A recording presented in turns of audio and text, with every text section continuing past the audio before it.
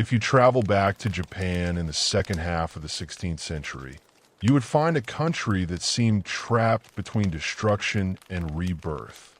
Every horizon carried the memory of war. Every road told stories of armies that had marched across it. Every village had felt the weight of taxes, conflict, or uncertainty. It was an age when great castles rose above the landscape, while ordinary people struggled to survive beneath them. It was an age of ambition, an age of betrayal, an age when men could rise from obscurity to power through courage, talent, and sometimes ruthless violence. And somewhere within that world emerged one of the most famous outlaws in Japanese history. His name was Ishikawa Goemon. More than 400 years after his death, people still argue about who he really was. Some remember him as a heroic thief who challenged the powerful and stood beside the oppressed. Others remember him as nothing more than a criminal who stole for personal gain and spread fear wherever he went. Some see him as Japan's version of Robin Hood. Others see him as a dangerous outlaw whose legend became larger than reality. The truth is difficult to uncover, because the deeper we look into the life of Ishikawa Goemon, the more we find ourselves standing at the border between history and legend. Even the most basic facts about his life remain uncertain. Historians cannot say with complete confidence where he was born. They cannot agree on the exact year of his birth. Different traditions place his origins in different regions of Japan. Some claim he first opened his eyes in Kawachi province near modern Osaka. Others insist he came from Iga province, a region forever associated with the mysterious warriors known as ninja. Still others suggest that he was born closer to Kyoto itself. The fact that so many versions exist tells us something important. Goemon lived in the shadows. He was not a lord. He was not a government official. He was not a famous general whose every action was recorded by court historians. He moved on the edges of society, and people who live on the edges often leave behind only fragments. Over time, those fragments become stories. Stories become legends, and legends become something far more powerful than facts. Most modern historians believe that Goemon was probably born around the year 1558. If that estimate is correct, then he entered the world during one of the most violent periods in Japanese history. This was the Sengoku era, the age of warring states. For more than a century, Japan had been divided by conflict. Powerful regional lords battled each other endlessly. Alliances formed and collapsed.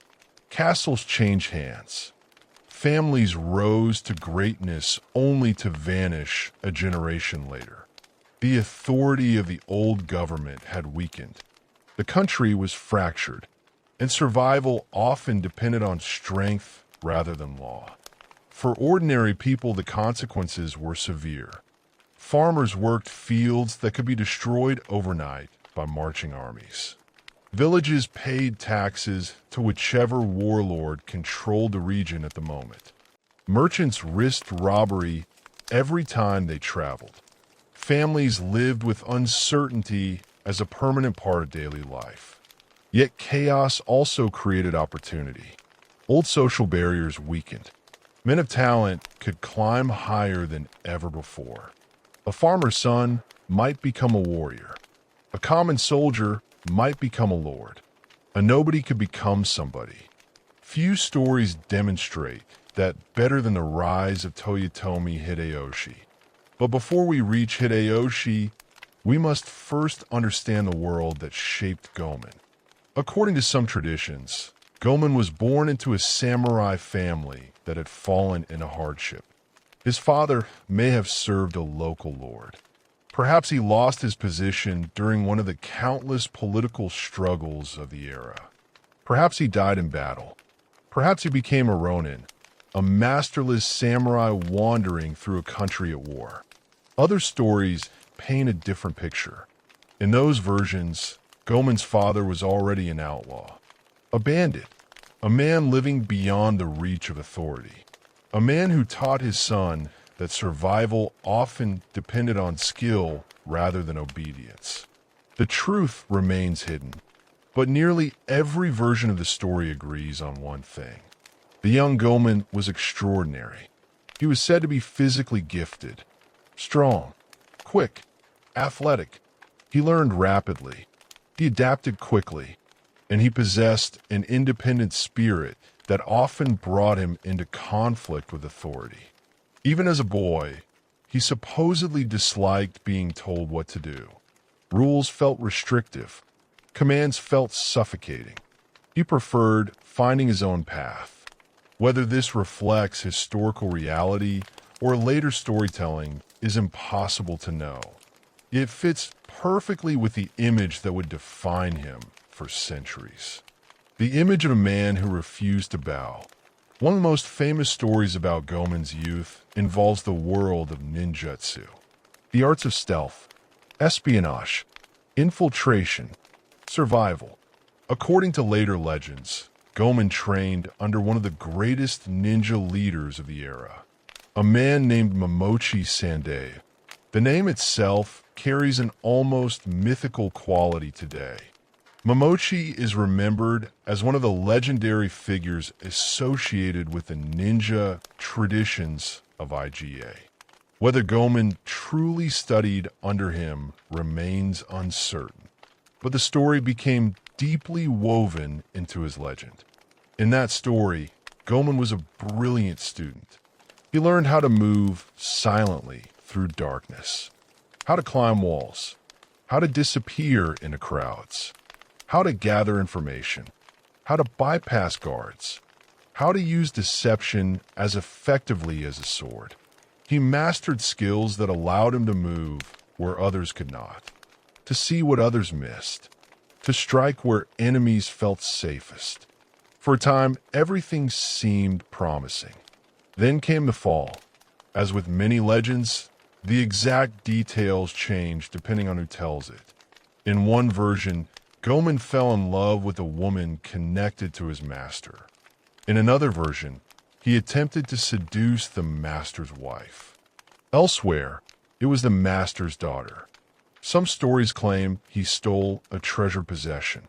Others claim he betrayed his teacher's trust. Whatever happened, the result was always the same. Goemon fled. The student became a fugitive. The promising disciple became an outlaw. Perhaps the story is entirely fictional. Perhaps it contains a grain of truth hidden beneath centuries of retelling. What matters is not whether every detail happened. What matters is what the story says about how people viewed Goemon. He was seen as someone gifted with exceptional skills, someone who possessed rare talents, someone who broke the rules that should have governed those talents, a man who chose his own path instead of loyalty, a rebel, a renegade, a shadow walking away from the world that trained him. By the 1580s and early 1590s, a man named Ishikawa Goemon had become one of the most talked about criminals in central Japan. His name spread through Kyoto, through Osaka, through villages and market towns. People told stories about him. Some whispered them. Some exaggerated them. Some probably invented entirely new adventures and attached his name to them. That is how legends grow. One story becomes 10. 10 become 100. Soon nobody can separate fact from imagination. Yet beneath all the exaggeration, there appears to have been a real individual. A thief, a bandit leader, a man whose crimes attracted attention far beyond the ordinary. To understand why his reputation grew so quickly, we must understand the society around him. Japan was changing, and not everyone benefited equally from that change. While great leaders worked toward unification, Wealth accumulated in the hands of a relatively small elite. Powerful daimyo controlled vast territories. Successful merchants became rich through expanding trade. Major temples possessed immense resources. Meanwhile, countless ordinary people struggled. Heavy taxation burdened farmers. Urban workers lived in crowded districts. Famine remained a constant threat. A poor harvest could destroy lives. Disease spread easily. Opportunity existed, but it was unevenly distributed. The contrast between wealth and poverty was impossible to ignore. Imagine walking through Kyoto during this era. The city remained one of the cultural centers of Japan. Ancient traditions survived within its streets. Temples overlooked neighborhoods packed with wooden homes. Nobles lived in districts close to the imperial court. Merchants conducted business in bustling markets. Laborers crowded into less prosperous areas. The city contained beauty, but it also contained inequality. A wealthy household might display expensive artwork and imported luxuries. Only a short distance away, a family struggled to afford food. The gap between those worlds created resentment. Many people looked at the powerful and saw hypocrisy. Samurai spoke of honor, yet some abused commoners. Religious institutions preached detachment from worldly possessions, yet many accumulated enormous wealth. Officials enforced laws, yet corruption remained common. These contradictions did not go unnoticed, and they created fertile ground for stories about men who challenged the system. Whether Goemon intentionally cultivated such an image is difficult to determine, but later traditions certainly portrayed him that way, not merely as a thief, but as a thief with purpose, not merely as a criminal, but as someone who targeted those seen as greedy or corrupt. The historical evidence does not prove that he distributed wealth to the poor. That popular image emerged later. Still, the idea proved powerful. People wanted to believe it, because legends often reveal less about the people they describe and more about the people who tell them. The common people of Kyoto lived under laws they did not create, ruled by elites they could not challenge, punished harshly for offenses that powerful men might escape. In such an environment, the story of a thief embarrassing the rich carried a special appeal, even if the thief himself was far more complicated than the legend suggested. Goemon's operations reportedly displayed unusual sophistication. He did not simply smash doors and grab valuables. Stories describe careful planning, observation, patience, preparation. He learned about his targets before acting. He gathered information. He studied routines. He identified weaknesses. These are qualities that appear repeatedly in accounts associated with his name. One tale tells of a wealthy merchant whose home became target. Rather than rushing into the robbery, Goemon allegedly secured temporary work, helping repair the merchant's property. For weeks he observed. He learned the layout. He watched the guards. He noted entrances and exits. He paid attention. Then, when the time was right, he returned. Not as a worker, but as a thief. By the time the crime was discovered, he had vanished. Whether this exact event occurred is impossible to verify.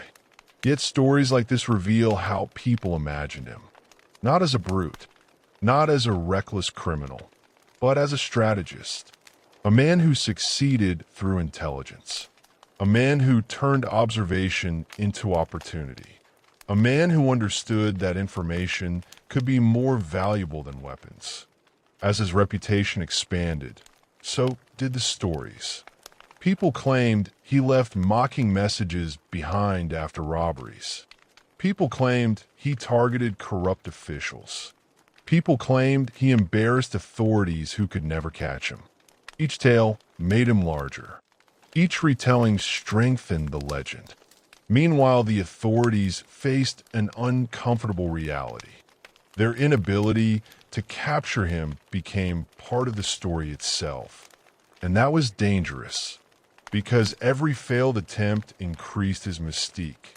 Every escape made him seem more capable, more elusive, more powerful. Soon Ishikawa Goemon was becoming something far greater than a criminal. He was becoming a symbol, and symbols can be far harder to destroy than men. As the years passed, the roads of Kyoto and Osaka carried countless rumors about him. Some true, some false, all contributing to the same growing phenomenon, the birth of a legend. And while Goemon's name spread among ordinary people, another figure was transforming Japan itself. A man who had risen from humble origins to become the most powerful ruler in the land. A man whose decisions shaped the lives of millions. A man whose path would eventually collide with Goemon's in a way neither history nor legend would ever forget. His name was Toyotomi Hideyoshi, and the story of Ishikawa Goemon cannot be understood without first understanding the extraordinary age that produced them both. To understand why Ishikawa Goemon became such a powerful figure in the imagination of ordinary people, we must first look beyond the man himself and focus on the era that surrounded him. Because legends are never born in isolation. They emerge from the fears, hopes, frustrations, and dreams of the people who tell them. And the Japan of the late 16th century was overflowing with all of those emotions. For more than 100 years, the country had been locked in conflict. Generations had grown up knowing little else. War was not an extraordinary event. It was part of life. Children were born during wars. Families survived wars. Villages disappeared because of wars. Many people could not even remember a time when Japan had been truly unified. The authority of the Ashikaga shogunate had weakened long ago. The military government that was supposed to hold the country together gradually lost control. As central authority faded, regional warlords expanded their own power. These lords, known as daimyo, ruled territories that often functioned like independent states. They collected taxes, maintained armies, built castles, made alliances, started wars, and pursued their own ambitions. Every daimyo dreamed of survival. Some dreamed of expansion. A few dreamed of ruling all Japan. The result was endless conflict. Battles erupted across the country. Fortresses changed hands repeatedly. Entire regions were devastated. Yet from this chaos emerged some of the most remarkable figures in Japanese history. The first was Oda Nobunaga. Few individuals transformed Japan as dramatically as Nobunaga. When he first appeared on the political stage, many people underestimated him. Some viewed him as eccentric. Others considered him reckless. But beneath that unconventional exterior was a brilliant strategist with an extraordinary understanding of power. Nobunaga recognized something that many of his rivals failed to see. The old rules were dying. The methods that had governed warfare for generations were no longer enough. Success would belong to those willing to adapt. And Nobunaga adapted relentlessly. When firearms arrived in Japan through contact with Portuguese traders, many traditional warriors dismissed them. Nobunaga did not. He embraced them. He organized soldiers into disciplined formations. He used coordinated volleys of gunfire. He integrated new technology into military strategy. While others clung to tradition, Nobunaga pursued effectiveness. The results were devastating. battle after battle expanded his influence. Powerful enemies fell before him. Castles surrendered. Territories grew. The dream of national unification suddenly seemed possible. Yet Nobunaga was not remembered only for military genius. He was also remembered for ruthless determination. He crushed opposition with extraordinary force. One of the most infamous examples occurred at Mount High. For centuries, the great monastery complex there had wielded religious and military influence. Warrior monks possessed armies. Political leaders feared their power. Nobunaga saw them as a threat. His solution was brutal. His forces attacked. The temple complex was burned. Thousands died. The destruction shocked the country, but also sent a message.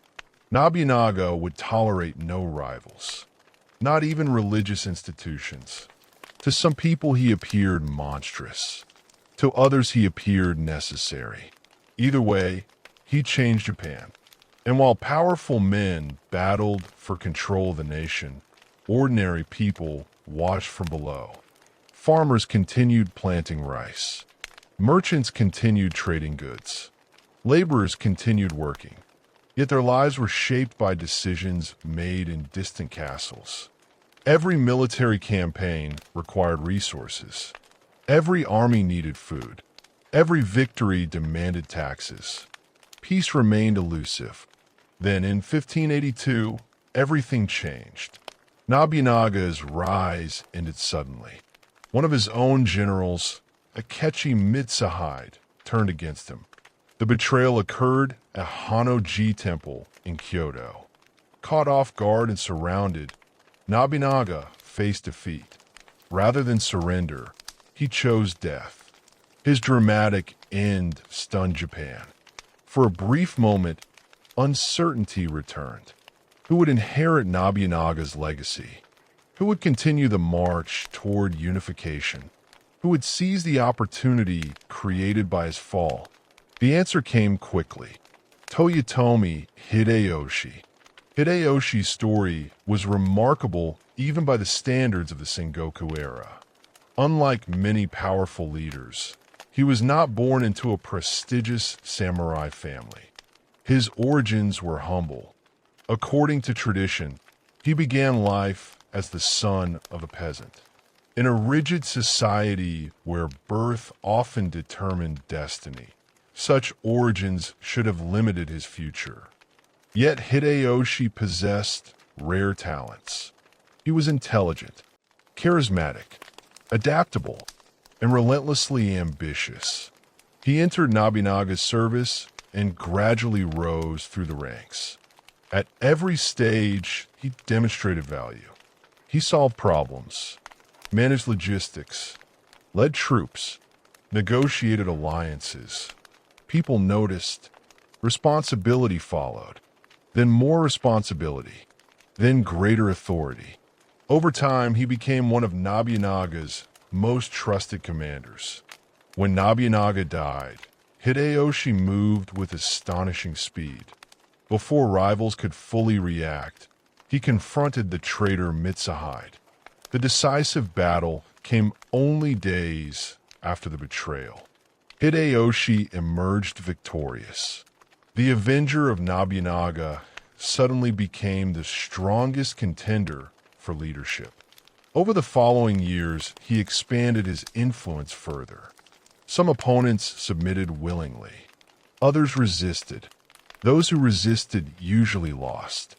By the early 1590s, Hideyoshi had achieved something that generations of warlords had failed to accomplish. Japan was largely unified. The age of constant warfare appeared to be ending. For countless ordinary people, this should have been a blessing. And in many ways it was. Travel became safer. Trade expanded. Agricultural production increased. Large-scale military campaigns inside Japan became less common. The country experienced greater stability. Yet peace brought its own challenges. One of the most significant involved the warrior class itself. 4 generations, war had provided purpose and employment. Armies required soldiers. Campaigns created opportunities. Military skill had economic value. But what happens when peace arrives after a century of conflict? Suddenly, thousands of warriors found themselves without a clear role. Some retained positions under powerful lords. Others were less fortunate.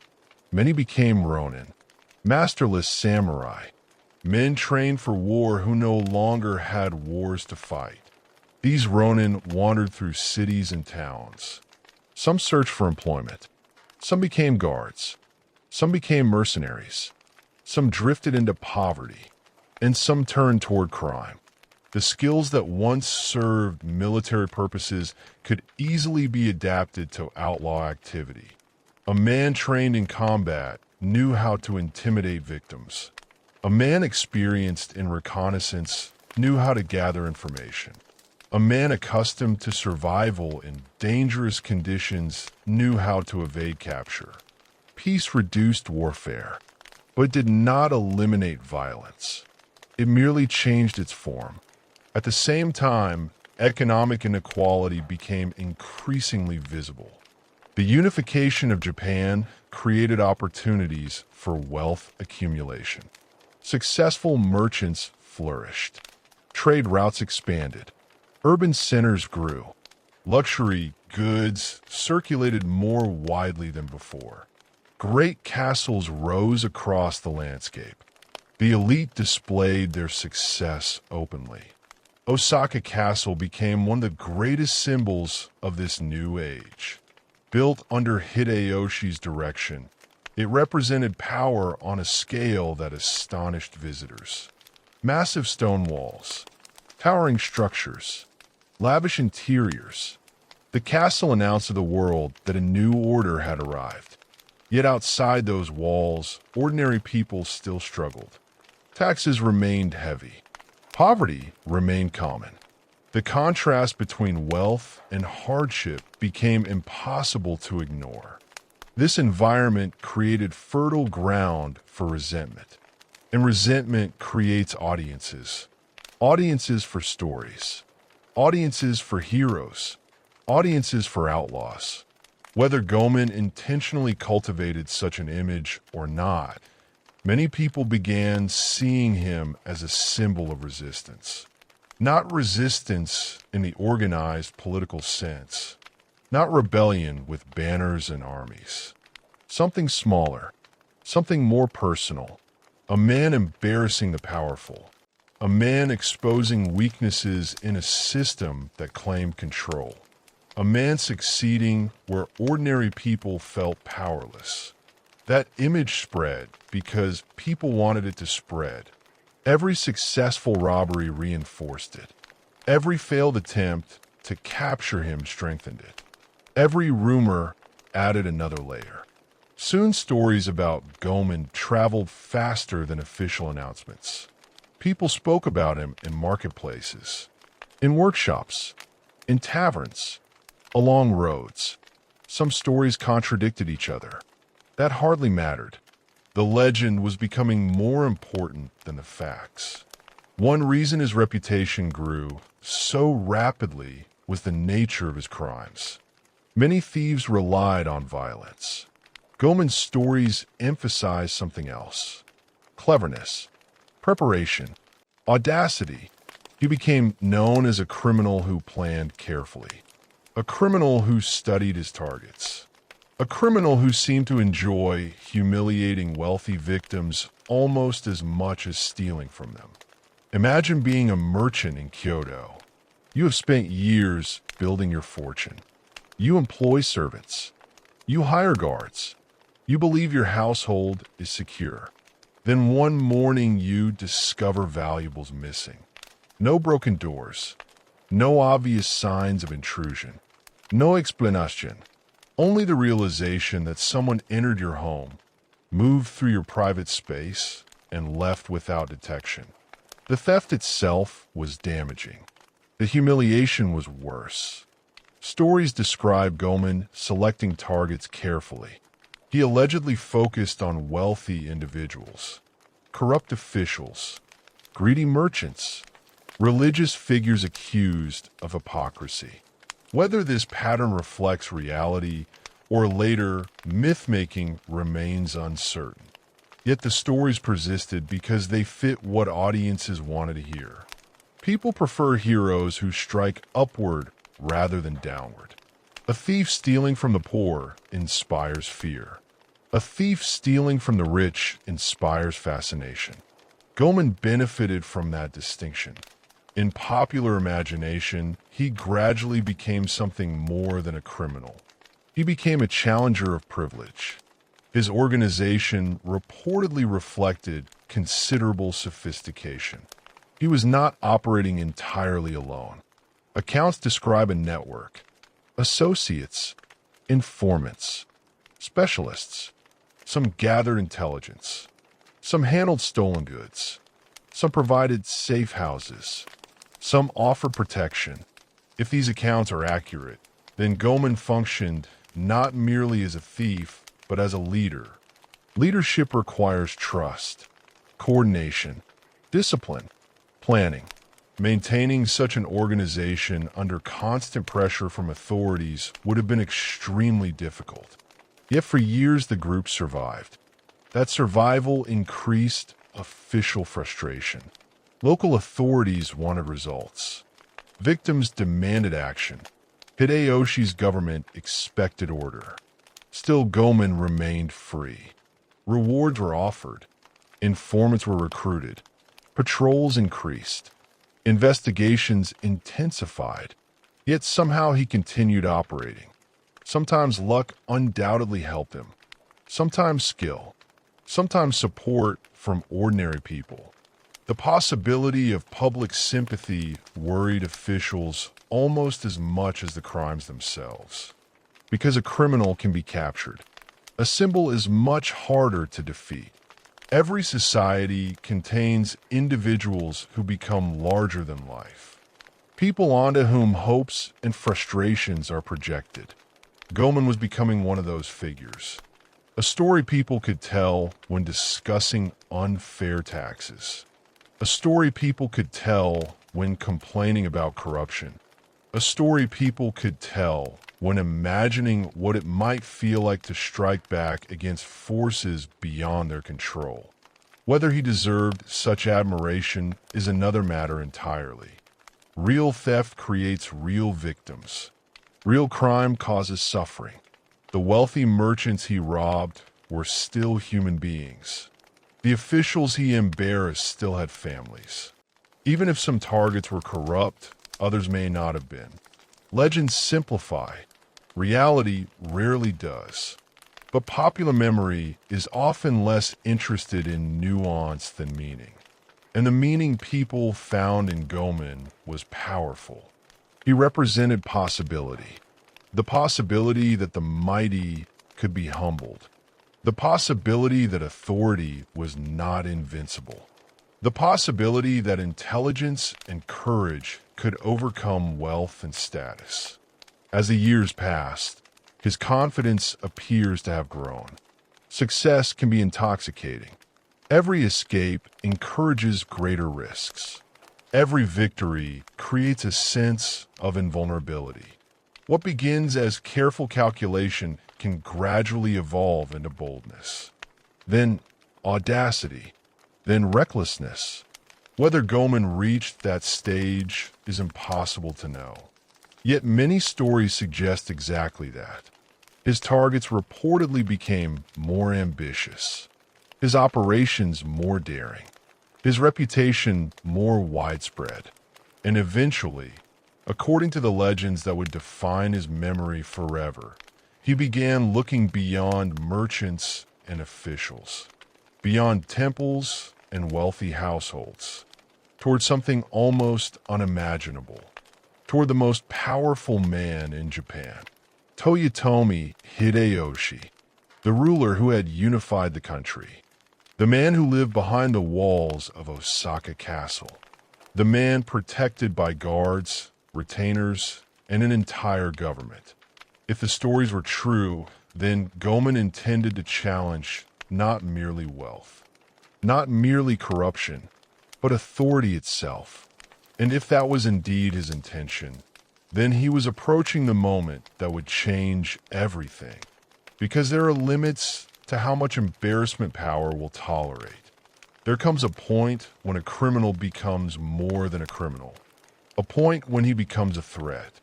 And once that threshold is crossed, the response becomes relentless. For years, Ishikawa Goemon had lived in the shadows. For years, he had slipped through the fingers of those hunting him. For years, his legend had grown larger.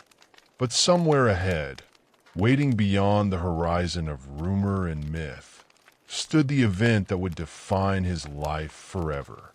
The alleged plot against Hideyoshi. The capture, the trial, and one of the most infamous executions in Japanese history. A death so shocking that instead of destroying his memory, it ensured that his name would survive for centuries.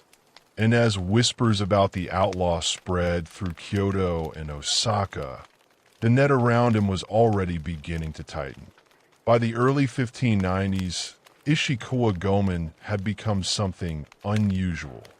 Japan had seen countless thieves, countless bandits, countless criminals. Most appeared briefly and disappeared just as quickly. They were arrested, killed, forgotten. Goemon was different. His name endured.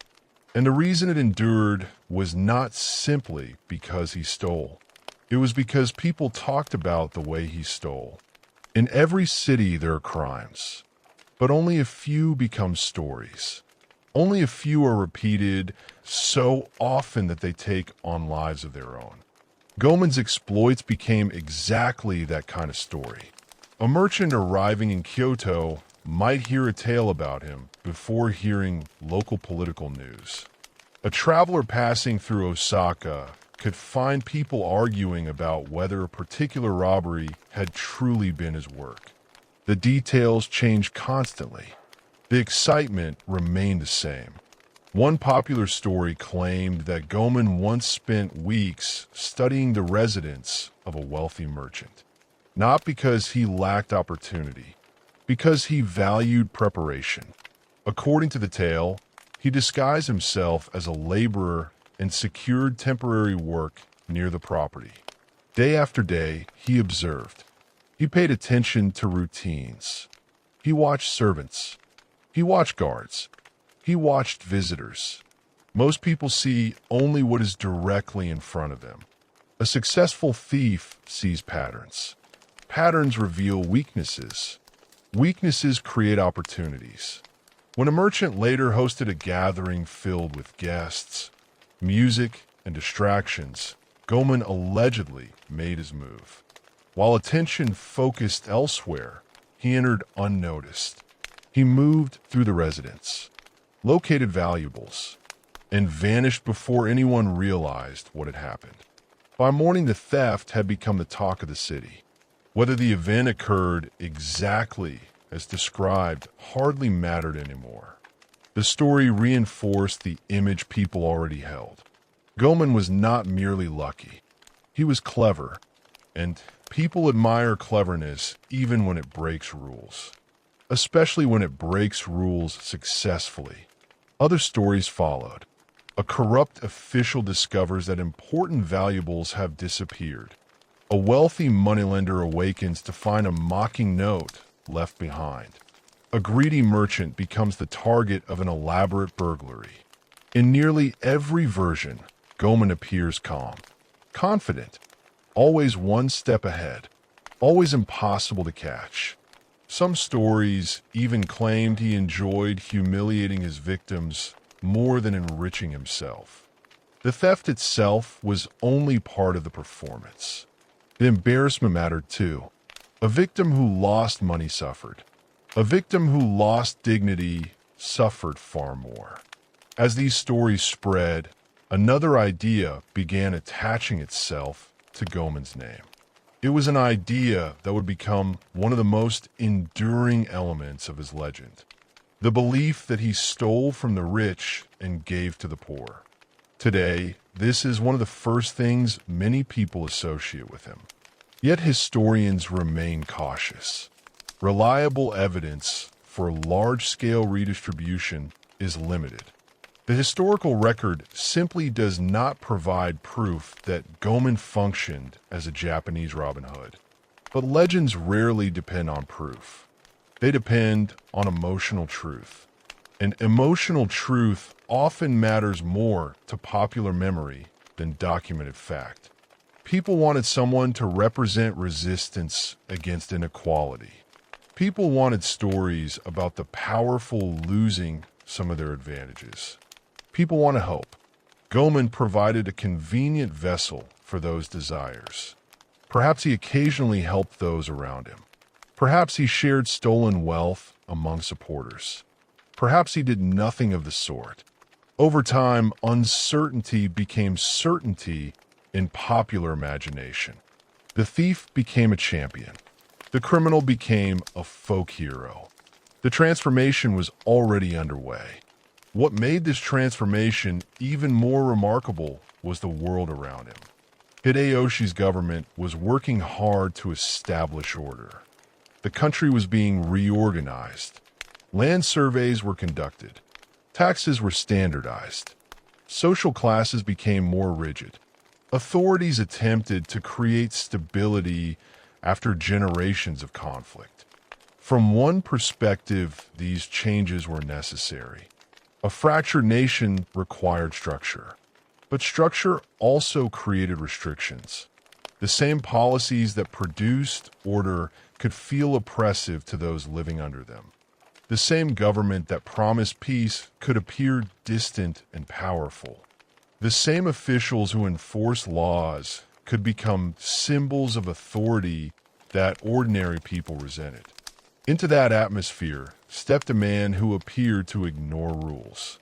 A man who moved where he wished, took risks, mocked the powerful, escaped punishment, at least for a while. The more officials pursued him, the more his reputation grew. Every failed search increased his mystique. Every rumor made him larger. Soon stories about Goemon were circulating among people who had never seen him. Many probably would not have recognized him if you walked past him in the street. That is one of the strange powers of fame. Eventually, the image becomes more important than the person. The symbol becomes stronger than the reality. Some accounts describe Goemon maintaining a network of supporters. People willing to provide information. People willing to offer shelter. People willing to stay silent. Whether this network was extensive or relatively small remains unknown. But it would help explain how he survived for so long. No outlaw succeeds entirely alone. Not for years. Not while operating in heavily populated regions. Information is essential. Safe places are essential. Trust is essential. And trust is difficult to build unless people see some value in helping you. This does not necessarily mean everyone viewed Goemon as a hero. Many probably feared him. Others likely hated him. Victims certainly had little reason to admire him. Yet enough positive stories circulated to ensure his legend continued expanding. As his fame increased, so did the scale of the tales. Simple burglaries no longer seemed sufficient. The public imagination demanded bigger adventures, greater risks, more dramatic confrontations, and eventually one story emerged above all others. A story so audacious that it would define Goemon forever. The alleged attempt to assassinate Toyotomi Hideyoshi. Even today, this story remains one of the most famous episodes associated with his name.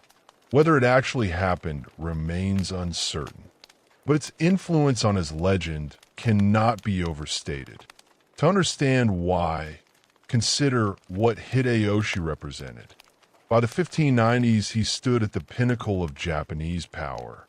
He had completed much of the work begun by Oda Nobunaga. He controlled enormous resources, commanded powerful armies, governed a largely unified nation. His authority extended across Japan. To challenge such a figure was almost unthinkable. Most people would never even see Hideyoshi in person. Yet according to legend, Goemon decided not merely to confront him, but to kill him. The motivations varied depending on the version being told. In some accounts, Hideyoshi had wronged Goemon personally. A loved one had been executed. A family member had been harmed. Someone close to him had suffered because of government actions.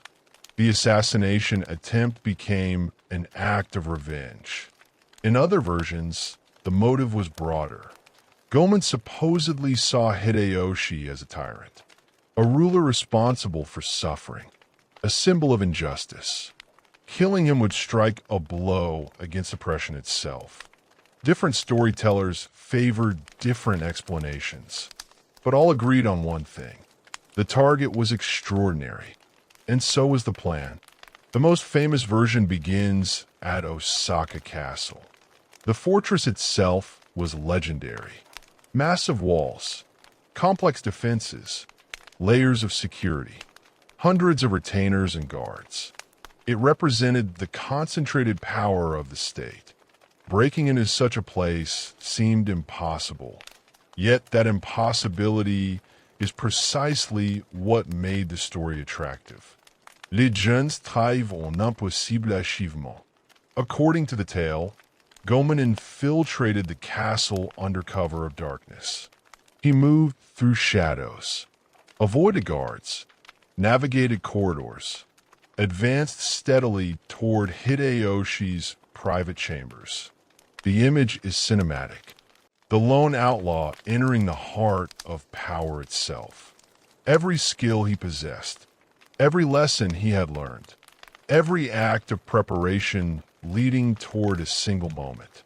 Some versions claim he carried a dagger. Others describe a sword. The weapon changes. The tension remains. Hideyoshi slept nearby, the ruler of Japan, unaware that danger approached. Or so the story says. Then came the mistake, or perhaps the trap. Depending on the version, Goemon accidentally disturbed an incense burner. A slight movement, a small sound, a cloud of ash, something insignificant, something that should not have mattered.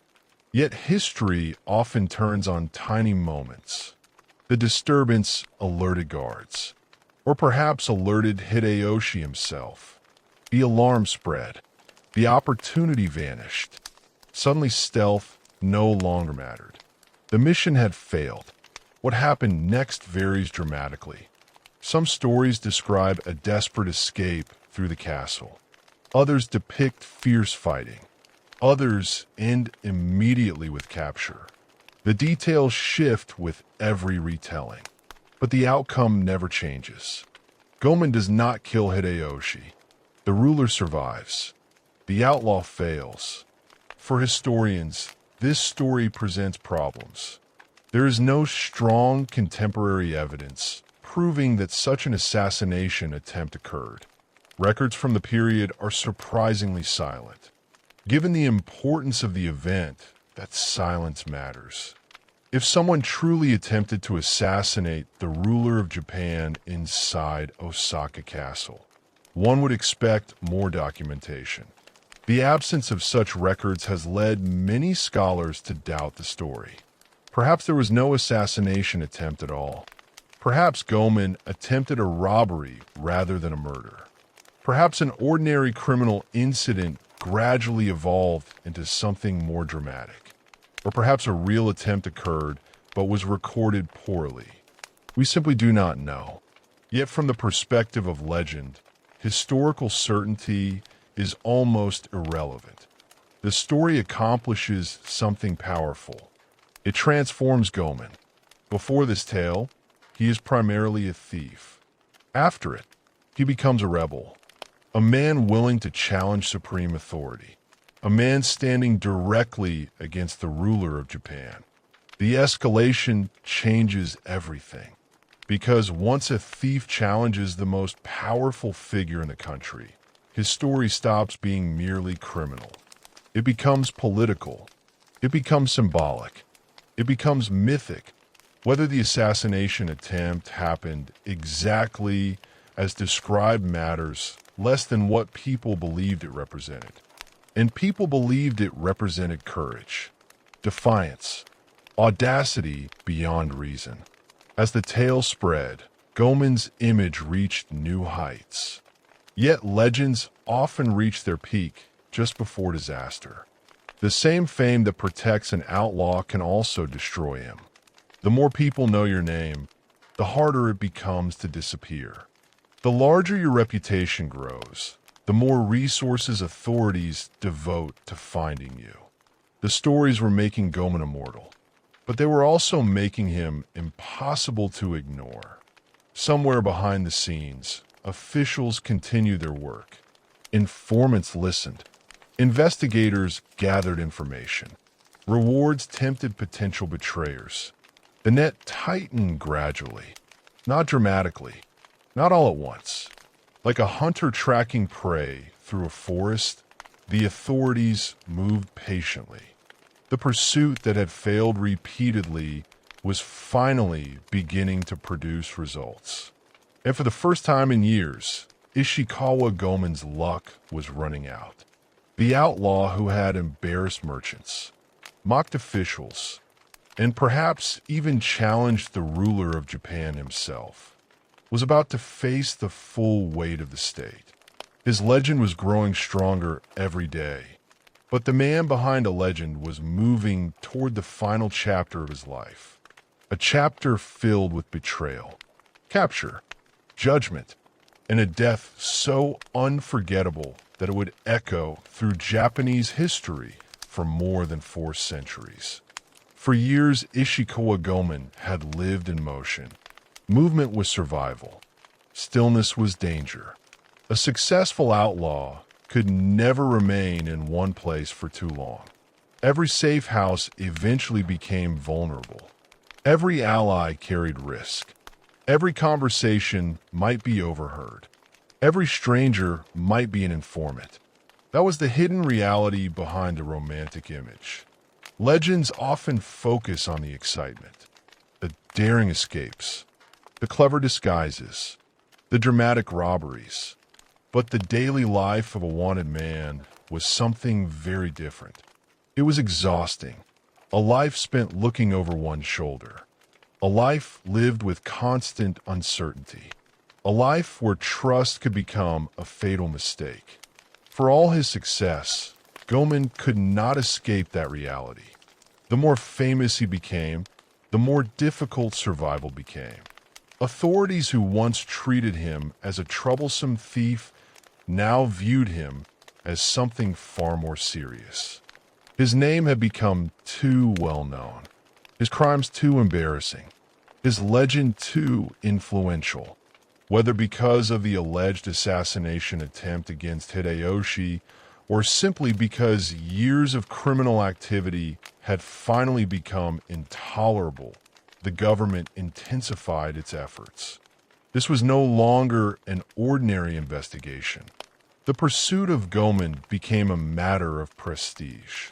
Every official involved understood the stakes. Capturing him would demonstrate the strength of the state. Failing to capture him would continue feeding the growing myth that he was untouchable. And no government enjoys appearing powerless. The pressure increased. Rewards increased. Questions spread through cities and villages. Officials sought information from merchants, laborers, travelers, anyone who might know something, anyone who might have seen something. The walls were closing in. Eventually, somewhere in that tightening web, a weakness appeared. The exact circumstances remain uncertain. As with so much of Goemon's story, multiple versions survive. Some accounts claim he was betrayed. A trusted associate revealed information in exchange for money or safety. Other stories suggest that authorities simply tracked him carefully until they discovered one of his hideouts. Still others describe an elaborate trap designed specifically for him. Whatever the truth may be, one fact is clear. In 1594, Ishikawa Goemon was captured. After years of evasion, after years of rumors, after years of humiliating those who pursued him, the chase was over. Imagine the reaction. People who had heard stories about him for years suddenly learned that the famous outlaw was no longer free. The man who seemed larger than life had been reduced to a prisoner. The man who moved through shadows now sat behind bars. The transformation must have felt almost unreal. For authorities, it was a victory. For supporters, if indeed he had many, it was a shock. For ordinary observers, it was proof that even legends could fall. Yet capture alone was not enough. The government faced another challenge. How should such a figure be punished? A simple execution would end his life. But would it end the legend? Officials understood that symbols possess power. Goemon had become more than a criminal. He had become a story, and stories are difficult to kill. The punishment needed to accomplish several goals at once. It needed to demonstrate authority. It needed to deter future criminals. It needed to satisfy victims. And above all, it needed to destroy the aura that surrounded him. The decision that followed would become one of the most infamous executions in Japanese history. Even centuries later, people still remember it. Not because public executions were unusual. They were not. Public punishment was common throughout much of the world during this period. Authorities wanted people to see consequences. They wanted fear. They wanted obedience. But Goemon's execution stood apart because of its brutality. The chosen method was death by boiling. An enormous iron cauldron would be prepared. Oil would be heated. The condemned would be placed inside. The suffering would be visible. The message would be unmistakable. This was not simply an execution. It was a spectacle, a warning, a performance of state power. And according to the most enduring versions of the story, Goemon would not face death alone. His family would suffer alongside him. This element remains one of the most tragic aspects of the legend. Different accounts disagree on the exact details. Some mention several family members. Others focus on a single child. Most famously, they speak of his son. Whether every detail is historically accurate remains uncertain. But the image became inseparable from the story. The authorities scheduled the execution for August of 1594. The location was the riverbank of Kyoto's Kamogawa, a public place, visible, accessible, perfect for drawing a crowd. And a crowd came. Thousands reportedly gathered. Some came seeking justice. Some came seeking entertainment. Public executions often attracted spectators in pre-modern societies. Some came because they had heard Goemon's name for years and wanted to see the man behind the legend. Others came because they admired him, or thought they did. Perhaps they wanted one final glimpse before history closed over him forever. In the days before the execution, Goemon was reportedly paraded through the city. Such displays served a purpose. Authorities wanted people to see him weakened, captured, defeated. The state needed to demonstrate that he was not invincible, not magical, not beyond reach, merely human, a criminal awaiting punishment. Yet according to later accounts, something unexpected happened. Rather than appearing broken, Goemon appeared composed. Rather than begging for mercy, he reportedly remained calm. Whether this image reflects reality or later romanticization is impossible to know. But it became part of the legend. Even in chains, even facing death, Goemon remained Goemon, defiant, unbowed, refusing to surrender his dignity. On the day of execution, the atmosphere must have been intense. The iron cauldron stood ready. Fire burned beneath it. Guards surrounded the area. Officials watched. Spectators filled the space.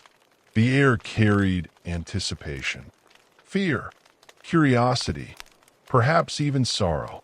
For many in attendance, this was more than a punishment. It was the ending of a story they had followed for years. Then came a moment, the moment that would echo through centuries, the moment that transformed history into legend. According to the most famous version, Goemon was placed into the boiling cauldron together with his young son. As the temperature rose, agony became unavoidable. The details are horrifying, and perhaps for that reason, they remain fixed in cultural memory. The story says that Goemon lifted his child above his head, holding him as high as possible, trying to spare him from the boiling liquid below, trying to delay the suffering, trying to protect him even as death approached. It is one of the most powerful images in all of Japanese folklore. A criminal, an outlaw, a condemned man. Yet in that final moment, he is not remembered for theft, not remembered for rebellion, not remembered for defiance. He is remembered as a father trying to save his child. The image changes everything. Without it, Goemon remains an interesting criminal. With it, he becomes tragic, human, sympathetic. The audience no longer sees only the outlaw. They see the man, and that distinction matters. Because people rarely build enduring legends around criminals. They build legends around human beings. As the story continues, Goemon's strength eventually fails. No one could endure such suffering indefinitely. The child falls. The father follows. Both die, and the execution ends. At least physically, but culturally, something very different is happening. The authorities intended the event to destroy his reputation. Instead, they may have guaranteed its survival. Because public punishment often creates an unexpected problem. The audience does not always react the way authorities intend. A man who dies courageously can become more powerful in death than he ever was in life. A brutal execution can create sympathy. A warning can become a martyrdom. And martyrdom creates stories. Stories create legends. Legends create immortality. Different versions of the tale add further details. Some claim Goemon delivered final words. Some attribute poems to him. Others insist he remained silent. One famous poem associated with his death suggests that though he might perish, others like him would continue to emerge. Whether he actually spoke those words is unknown. Like many aspects of his legend, certainty remains elusive. Yet the sentiment fits perfectly. The idea that resistance cannot be permanently destroyed.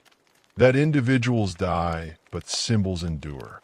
That power can eliminate a person, but not necessarily an idea. From a historian's perspective, caution is necessary. The earliest records provide only limited information. Many dramatic details appear in later retellings. The image of Goemon holding his son may have been added years after the event. The poems may have been invented. The speeches may never have occurred. But legends are rarely judged by strict historical standards. They survive because they communicate emotional truths. And emotionally, the story was irresistible. A talented outlaw, a challenge to authority, a tragic downfall, a father sacrificing himself for his child. The ingredients were perfect. The result was inevitable. Almost immediately after his death, stories began spreading. People retold them, expanded them, improved them. A detail here, an embellishment there. Soon the historical Goemon began disappearing beneath the weight of his own legend. The transformation happened surprisingly quickly. Within a generation, tales circulated across Japan. Children heard them. Travelers repeated them. Storytellers refined them. Each retelling made Goemon slightly larger, slightly more heroic, slightly more unforgettable. Authorities had intended to erase him. Instead, they had created a folk hero.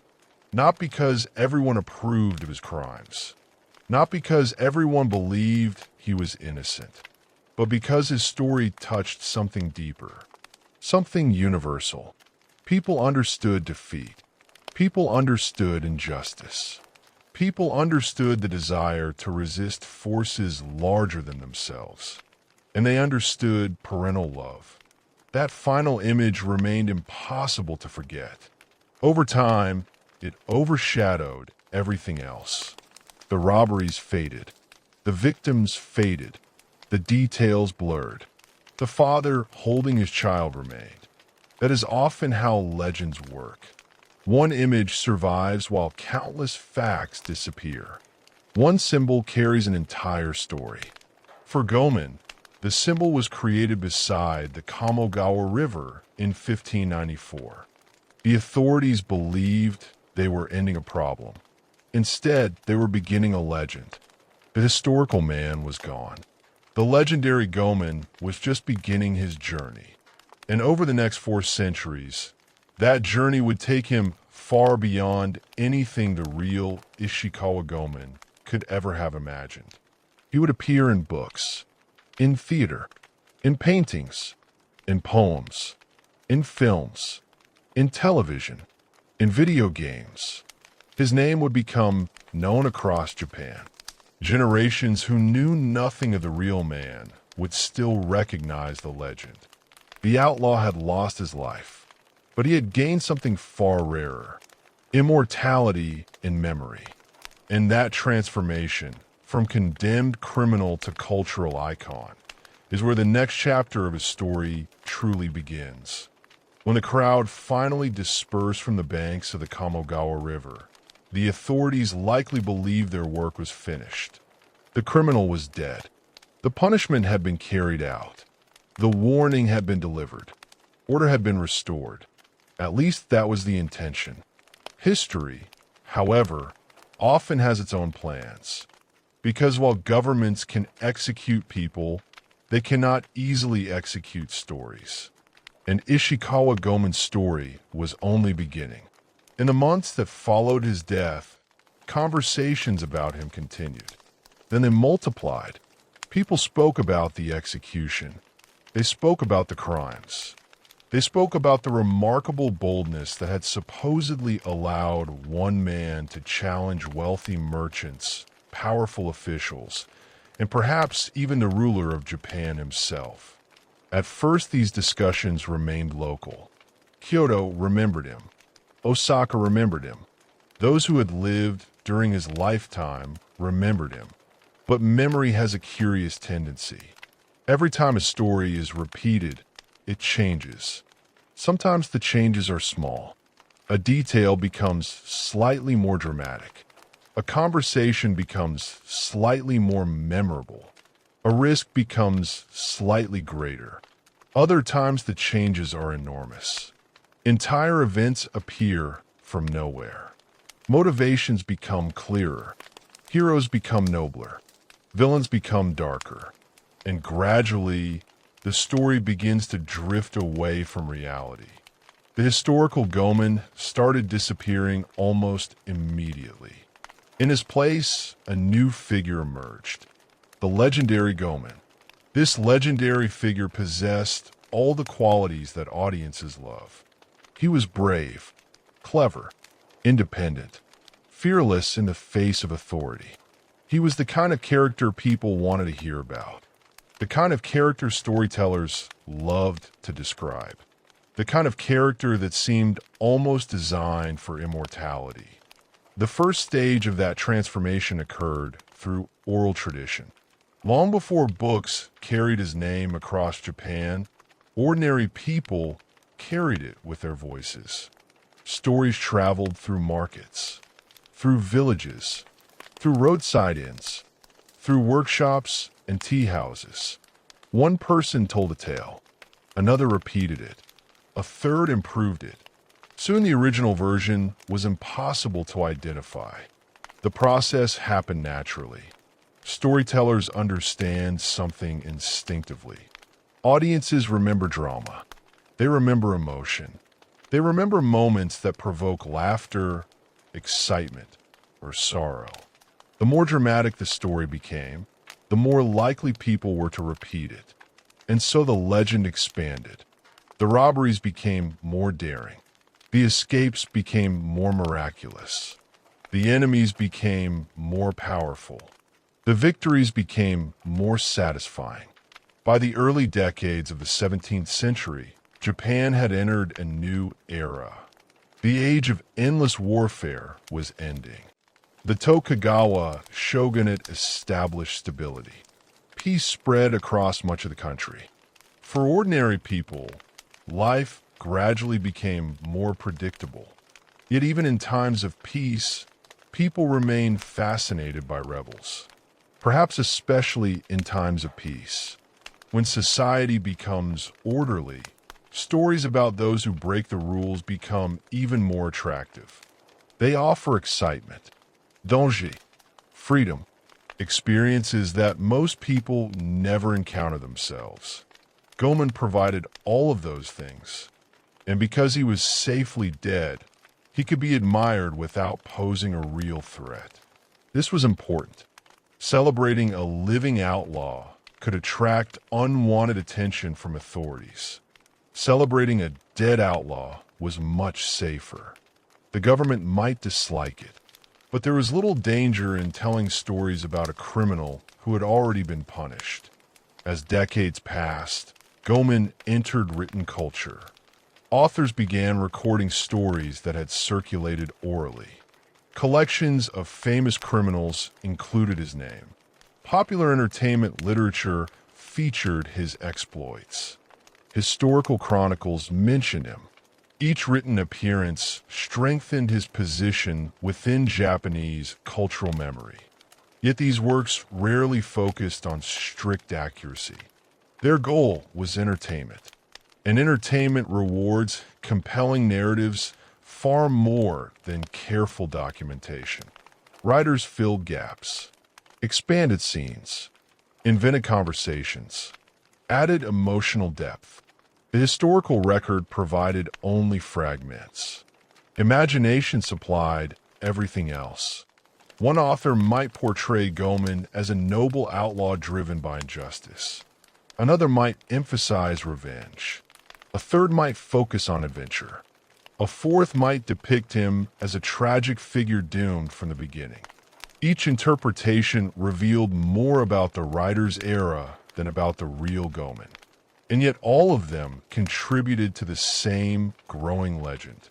The next major transformation came through theater. If oral storytelling had kept Goemon alive, theater made him unforgettable. No artistic tradition played a larger role in shaping his image than kabuki. Kabuki emerged during the early 17th century and rapidly became one of Japan's most popular forms of entertainment. It combined drama, music, spectacle, stylized performance, colorful costumes. Everything about it was designed to capture attention. And few stories were better suited for the stage than that of Ishikawa Goemon. The ingredients were perfect. Adventure, conflict, defiance, tragedy, a dramatic death. Audiences loved it. Playwrights recognized the opportunity. Soon Goemon appeared in productions throughout Japan. But the Goemon seen on stage was not the historical criminal. He was something far more theatrical, far more romantic, far more memorable. Kabuki transformed him into a larger-than-life figure, an outlaw with charisma, a rebel with style, a man who seemed capable of facing entire armies with nothing but confidence and intelligence. Perhaps the most famous image associated with Goemon emerged from this theatrical tradition. It depicts him sitting atop the gate of Nanzenji Temple in Kyoto. He gazes out over the landscape. Cherry blossoms bloom around him. He calmly smokes a pipe. Below him lies the city. Above him the sky. The moment captures complete confidence, complete freedom. For a brief instant, Goemon appears untouchable. The image became iconic. Even people unfamiliar with the details of his story recognized it. Over time, it became one of the most famous visual representations in Japanese culture. What makes the scene so powerful is its symbolism. Goemon sits above the world, above authority, above danger, above consequences, at least temporarily. He appears entirely at peace. Yet audiences know something he does not, or perhaps something he does know. His downfall is coming. The freedom is temporary. The tragedy is inevitable. That combination of confidence and fate creates emotional tension. And emotional tension creates unforgettable stories. Theater also standardized many aspects of Goemon's appearance. Before Kabuki, descriptions varied. After Kabuki, audiences increasingly expected a particular image. Specific clothing, specific gestures, specific ways of speaking. Actors developed recognizable interpretations. Those interpretations spread. Eventually, they became accepted tradition. The legendary Goemon acquired a face, a voice, a personality. The process demonstrates something fascinating about cultural memory. Many people imagine legends emerging naturally and remaining unchanged. The reality is far more complicated. Legends are constantly shaped by artists, writers, performers, publishers. Every generation recreates them. Every generation adds something new. The Goemon remembered in the 18th century differed from the Goemon remembered in the 17th. The Goemon remembered today differs from both. Yet certain core elements survived every transformation. The challenge to authority, the extraordinary skill, the refusal to submit, the tragic ending. Those elements remain constant. Everything else could change, and change it did.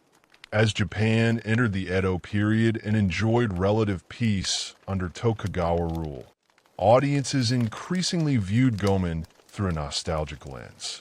He represented a more dramatic era, an age of warriors, castles, intrigue, danger. People living in peaceful cities could experience excitement through stories about the past. Goemon became one of the perfect vehicles for that experience. His crimes no longer felt threatening. They felt entertaining. His rebellion no longer seemed dangerous. It seemed romantic. His execution no longer inspired fear. It inspired sympathy. That shift mattered enormously. Because once audiences begin sympathizing with an outlaw, the transformation into folk hero is almost complete. Over time, details that complicated his image started fading. Questions about victims became less important. Moral ambiguity softened. The narrative simplified. Good stories often do. Complex human beings become symbols. Symbols become archetypes. And archetypes become immortal. Goemon gradually joined a select group of legendary figures whose names conveyed immediate meaning. Mention him, and people understood. A master thief, a daring outlaw, a challenger of authority, a tragic hero. Whether those labels accurately describe the historical man no longer mattered. The legend had achieved independence from reality, and legends rarely return once they reach that stage. Visual artists contributed to this process as well. Woodblock print makers created dramatic images of Goemon. These prints circulated widely. Unlike expensive paintings reserved for elites, prints could reach ordinary households. People could purchase them, display them, collect them. The result was powerful.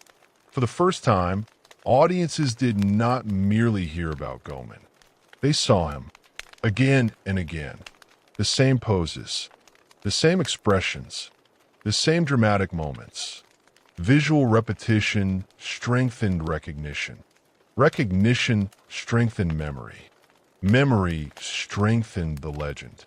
By the 18th century, Goemon was no longer simply a historical figure. He had become a cultural icon. And once someone reaches that status, their story takes on a life of its own. New generations encounter them without needing historical context. Children learn the name before learning the facts. Artists reinterpret them. Writers reinvent them. Audiences embrace them. The cycle continues. Yet one question remained. Who had the real Ishikawa Goemon actually been? Behind all the stories, behind all the plays, behind all the paintings, behind all the exaggerations, was there still a historical man waiting to be discovered? Or had the legend grown so large that the truth could never be recovered? That question would eventually attract historians. Researchers, scholars determined to separate fact from fiction. And the deeper they investigated, the stranger the mystery became. Because the more evidence they examined, the more they realized how little could actually be proven. The legendary Goemon was everywhere. The historical Goemon remained frustratingly elusive. And that gap between myth and reality would become one of the most fascinating parts of his story. By the time centuries had passed since Goemon's execution, a strange situation had emerged. Almost everyone knew his name. Almost everyone knew at least part of his story. Yet very few people knew which parts of that story were actually true. The legend was enormous. The evidence was surprisingly small. This is one of the great ironies of history. Sometimes the people who become most famous leave behind the fewest reliable records. Meanwhile, countless individuals whose names are forgotten today left detailed documents that nobody reads anymore. Goemon belonged firmly to the first category. His fame grew larger with every generation. But the factual foundation beneath that fame remained remarkably thin. When historians began examining the available evidence more carefully, they encountered a problem almost immediately.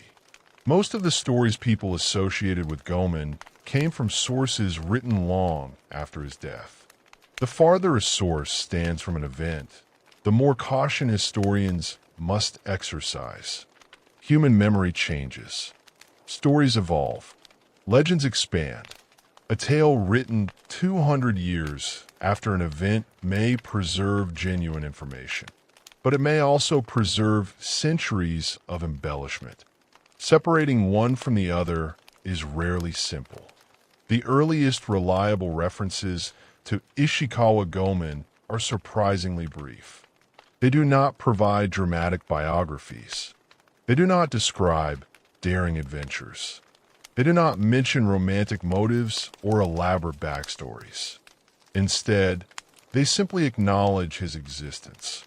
One of the most important contemporary references comes from the diary of a court official. The entry records that a criminal named Ishikawa Goemon was executed in Kyoto in 1594. It notes the method of execution. It mentions that members of his family died as well, and that it moves on. That is all. No grand speech. No detailed explanation. No dramatic final scene. Just a record. For modern audiences accustomed to rich narratives, the simplicity can feel almost disappointing. Yet from a historian's perspective, this brevity is valuable. It confirms several critical facts. First, Ishikawa Goemon was real. Second, he was important enough that his execution entered contemporary records. Third, he died in 1594. Fourth, the punishment was severe and public. Beyond those points, certainty becomes much more difficult. Additional documents from the period provide scattered clues. Some identify him as a notorious thief. Others suggest he operated with associates. A few imply that he possessed unusual skills. Yet none provide the kind of detailed biography that later generations would crave. The historical Goemon appears only in fragments, like pieces of a broken mirror. Enough survives to glimpse a reflection, not enough to see the whole picture. This uncertainty has led historians to approach many famous elements of the legend with skepticism. Take the story of his ninja training. Today, it is one of the most recognizable parts of his image. Countless books and films portray Goemon as a master ninja. The connection feels almost inseparable. Yet contemporary evidence supporting this claim is extremely limited. The story linking him to Momochi Sandeu appears in later sources. It may contain a kernel of truth. It may be entirely fictional. Nobody knows. The problem is not that the story is impossible. The problem is that reliable evidence simply does not exist. The same issue appears when examining the alleged assassination attempt against Hideyoshi. Few episodes in the legend are more dramatic. Few episodes are more famous. Yet historians repeatedly encounter the same obstacle: silence. The records that should mention such an extraordinary event largely do not. And that silence matters. Toyotomi Hideyoshi was among the most documented figures of his era. His activities generated records. His court generated records. His government generated records. If an assassin had penetrated Osaka Castle and nearly killed him, one would expect substantial documentation. Instead, evidence remains frustratingly scarce. This does not necessarily prove the story is false. History is filled with gaps. Documents disappear. Records are lost. Witnesses remain silent. But it does mean caution is necessary. Many scholars suspect that a smaller incident gradually evolved into a larger one. Perhaps Goemon attempted a robbery. Perhaps he infiltrated an important location. Perhaps a minor event expanded through generations of retelling. Such transformations are common in folklore. A modest event becomes remarkable. A remarkable event becomes legendary. A legendary event becomes mythic. The execution itself presents similar challenges. There is little doubt that Goemon was executed. There is strong evidence that boiling was involved. Yet many of the most famous details appear only in later versions. The image of him holding his son above the boiling liquid is deeply moving. It has inspired countless artistic depictions, but historians cannot confidently confirm that it happened. The earliest accounts do not clearly describe the scene. It emerges more prominently over time. That does not mean it is false. It simply means certainty is impossible. The distinction matters. History deals in evidence. Legend deals in meaning. Sometimes the two overlap. Sometimes they move in entirely different directions. One of the most fascinating questions concerns Goemon's origins. Even basic details remain uncertain. Where was he born? Different traditions provide different answers. When was he born? Again, disagreement appears. Who were his parents? No consensus exists. The farther historians investigate, the more possibilities emerge. In some cases, the contradictions become impossible to reconcile. One story cannot coexist with another. Both cannot be true, yet both survive. That survival itself reveals something important. The legend was never concerned primarily with factual accuracy. Its purpose was different. Its purpose was to tell a compelling story. And compelling stories often tolerate contradictions. Audiences care less about consistency than emotional impact. This has led some scholars to propose a fascinating theory. What if the legendary Goemon is not entirely based on one man? What if multiple criminals contributed to the legend?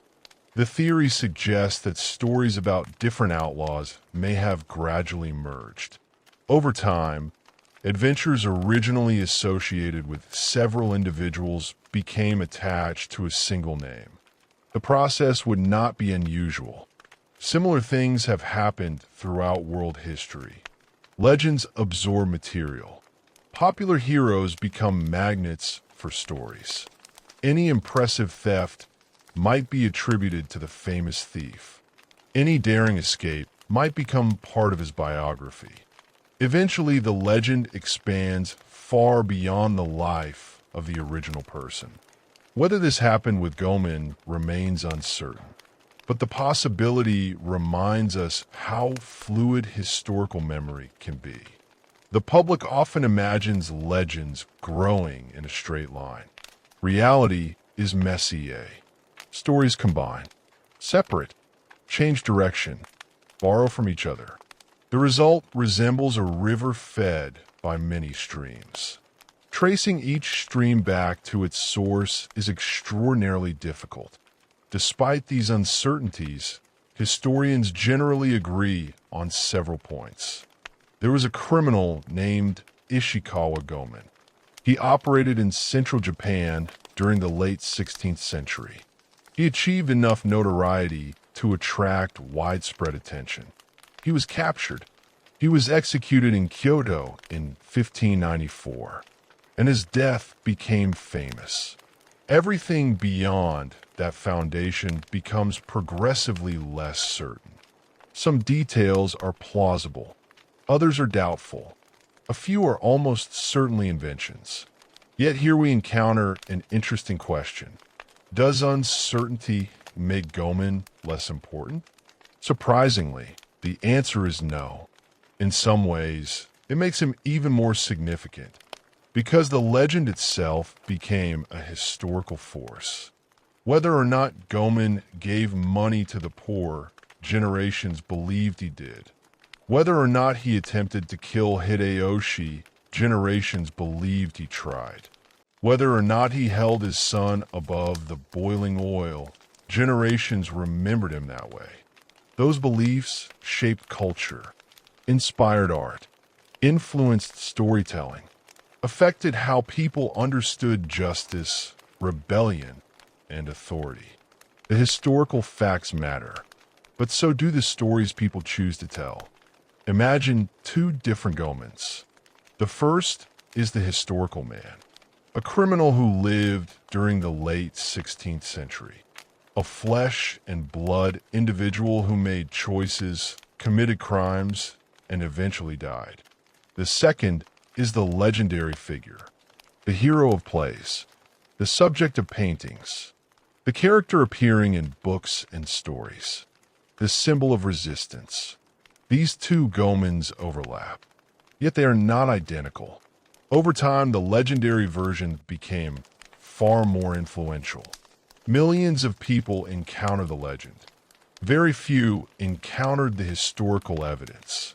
As a result, the legend shaped cultural memory far more powerfully than reality ever could. This phenomenon extends beyond Goemon. Many historical figures undergo similar transformations. Facts become stories. Stories become myths. Myths become cultural symbols. The original person remains hidden beneath layers of interpretation. Understanding that process is one reason historians find Goemon so fascinating. He is not merely a criminal from the 16th century. He is a case study in how legends form, how societies remember, how narratives evolve, and how memory can sometimes become more powerful than fact. By the 19th century, the legendary Goemon had become firmly embedded in Japanese culture. He no longer depended on historical evidence for survival. His place was secure. Theaters continued presenting his adventures. Artists continued depicting him. Writers continued reinventing him. Each generation discovered him anew. Then came modernity. Japan transformed rapidly. The old feudal world disappeared. Railways appeared. Factories appeared. Modern schools appeared. Political systems changed. Technology changed. Daily life changed. Yet somehow Goemon survived all of it. The transition is remarkable. Many traditional figures faded during modernization. Goemon did not. Instead, he adapted. The same legend that once lived through oral storytelling and kabuki theater began entering entirely new forms of media.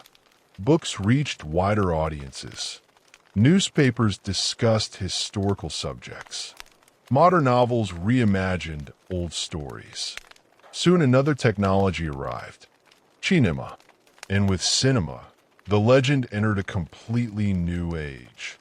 The outlaw who had once existed only in spoken words and printed pages would now move across screens.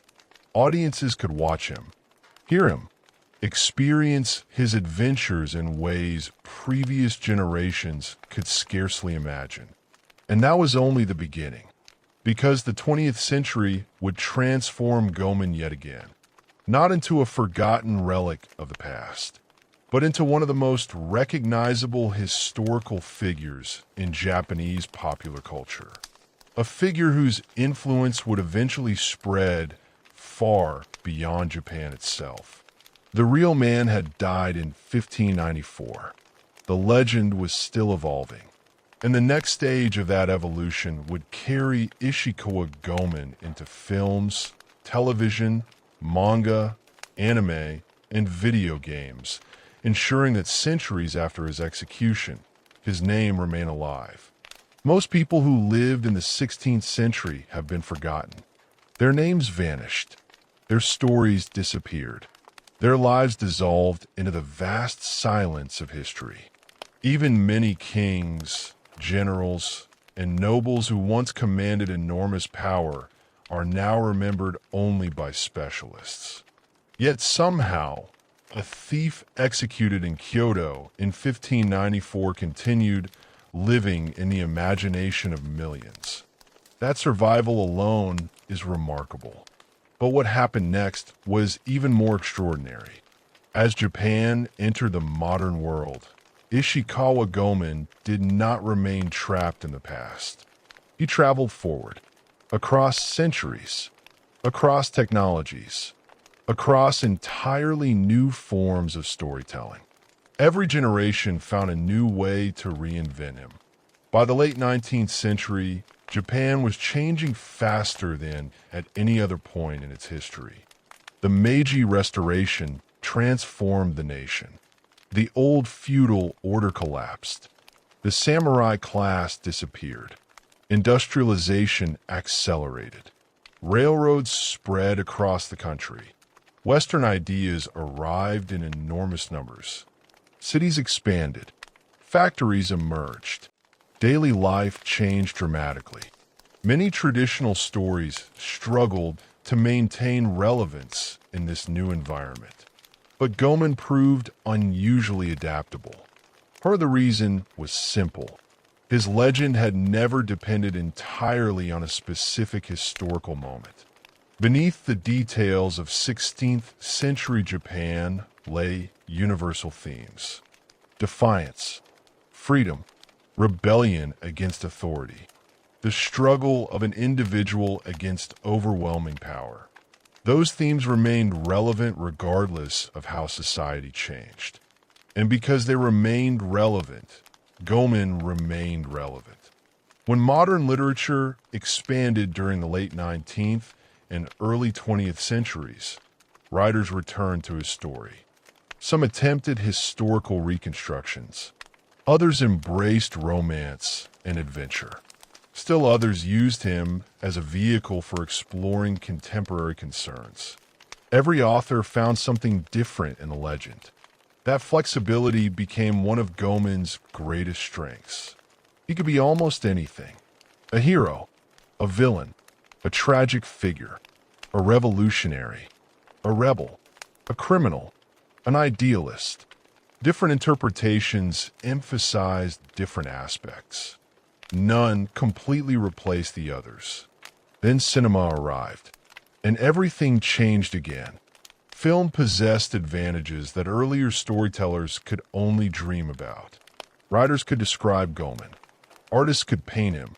Actors on stage could portray him. But film could create an entirely new illusion. Audiences could watch him move, watch him fight, watch him steal, watch him escape. For the first time, the legendary outlaw seemed almost alive. Early Japanese filmmakers quickly recognized the potential. Historical dramas became popular, and few historical figures offered as much dramatic material as Goemon. The combination of action, suspense, tragedy, and cultural familiarity made him ideal for adaptation. Some films drew heavily from kabuki traditions. Actors performed in ways audiences already recognized. Costumes echoed theatrical conventions. Visual compositions borrowed from stage productions. Over time, however, cinema developed its own language. Directors experimented. Cameras moved. Editing created tension. Locations added realism. The result was a more dynamic Goemon, one who could leap across rooftops, race through dark streets, fight enemies in dramatic confrontations. The cinematic version often emphasized action. That emphasis reflected the strengths of the medium. A clever theft described in a book might occupy a few paragraphs. On screen, it could become an extended sequence filled with suspense. A confrontation with guards could become a thrilling chase. A narrow escape could become unforgettable. The visual medium amplified everything. Audiences loved it. The legend grew stronger. Then television arrived. And once again Goemon adapted.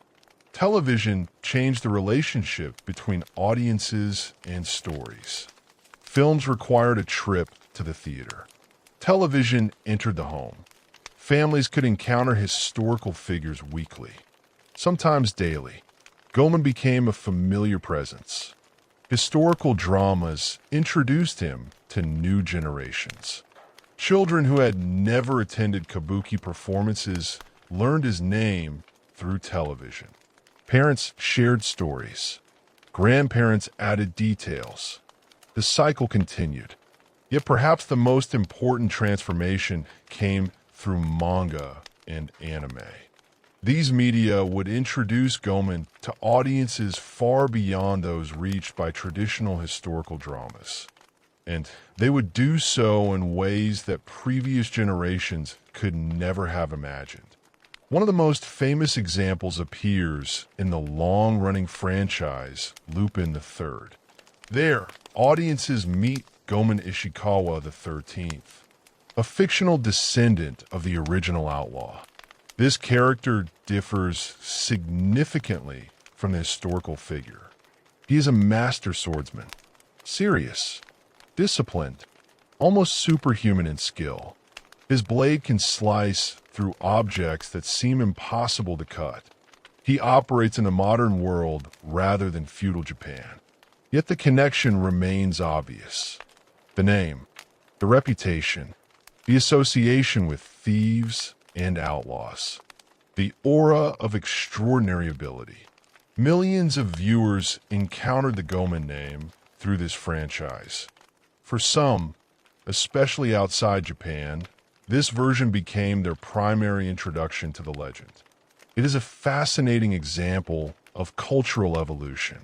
A 16th century criminal inspires an 18th century theatrical hero, who inspires a 20th century anime character, who introduces the legend to 21st century audiences around the world. The chain continues stretching across time. Anime and manga offered endless possibilities for reinterpretation. Some creators pursued historical realism. Others embraced fantasy. Goemon appeared in stories involving supernatural powers, alternative histories, science fiction worlds, magical adventures. The boundaries disappeared. As long as certain core elements remained recognizable, audiences accepted the reinvention. The same pattern appeared in video games. Perhaps no series embraced Goemon more enthusiastically than Konami's Gone Bear Goemon franchise. Known internationally as Legend of the Mystical Ninja, the series transformed the outlaw into something entirely unexpected. Bright, colorful, comedic, playful. This version of Goemon lived in a whimsical world where historical references mixed freely with absurd humor. Traditional Japanese settings existed alongside giant robots and bizarre adventures. Historical accuracy was never the goal. Entertainment was, and audiences responded enthusiastically. For many younger players, this cheerful version became more familiar than the tragic outlaw of history. Again, the legend evolved. Again, it survived. Again, it found new audiences. What makes these transformations remarkable is that they never completely erased earlier versions. The tragic Goemon remained. The theatrical Goemon remained. The historical Goemon remained. New interpretations accumulated rather than replacing one another. The result resembles layers. Each era adds another layer. Each generation contributes another perspective. Together, they create a figure far larger than any single interpretation. By the late 20th century, Goemon had become deeply embedded in Japanese cultural consciousness. Even people with little interest in history recognized the name. The reference carried immediate meaning. Someone described as being like Goemon was understood to be bold, clever, independent, perhaps rebellious. The legend had become shorthand, a cultural symbol instantly understood by millions. This level of recognition is difficult to achieve. Most historical figures never reach it. Those who do usually represent something larger than themselves. And Goemon represented several things simultaneously. He represented resistance. He represented skill. He represented freedom. He represented the dream of overcoming power through intelligence rather than status. Whether the historical man truly embodied those qualities mattered less than the fact that generations believed he did. Another fascinating aspect of Goemon's survival involves language itself. Even today, many Japanese people recognize the term Gomenburo, a traditional style of bath heated from below by fire. The name supposedly references the cauldron associated with Goemon's execution. Over centuries, a terrifying instrument of punishment became linked to a common aspect of daily life. The transformation seems almost surreal, yet it demonstrates how deeply the legend entered ordinary culture. Not merely literature, not merely entertainment, everyday language, everyday life. Modern tourism has also embraced the legend. Visitors travel to locations associated with Goemon. Temples, historical districts, sites connected to famous stories. Whether every connection is historically accurate matters less than the symbolic value. People want to stand where legends supposedly stood. They want to see what heroes supposedly saw. They want to touch history, or at least the idea of history. The tourism industry understands this desire well. Goemon remains part of that landscape, a bridge between past and present, a figure who attracts curiosity centuries after his death. Yet perhaps the most interesting aspect of Goemon's modern legacy is not how often he appears. It is how differently he appears. In one story, he is a champion of the poor. In another, he is a dangerous criminal. In one version, he is noble. In another, he is selfish. In one adaptation, he is tragic. In another, he is comedic. The contradictions coexist comfortably. Why? Because legends are not fixed. They're living things, living stories. Every generation reshapes them according to its own needs. A society concerned with justice emphasizes one aspect. A society fascinated by adventure emphasizes another. A society interested in psychological complexity discovers new dimensions. Goemon survives precisely because he can accommodate these changes. He is not trapped inside a single interpretation. He evolves, and evolution ensures survival. The same flexibility that allowed oral storytellers to reshape him centuries ago allows modern creators to reinvent him today. The process never truly ends. Even now, new versions continue appearing. New audiences continue discovering him. New interpretations continue emerging. The historical Ishikawa Goemon lived for only a few decades. The legendary Goemon has lived for more than 400 years. And in many ways, the legend has become more influential than the man himself. Yet one question remains. Why? Why this outlaw? Why not thousands of others? Why did Ishikawa Goemon survive, while so many equally fascinating figures faded into obscurity? The answer lies deeper than history, deeper than theater, deeper than entertainment. It lies in human psychology itself. Because Goemon belongs to a category of character that appears again and again across cultures and across centuries.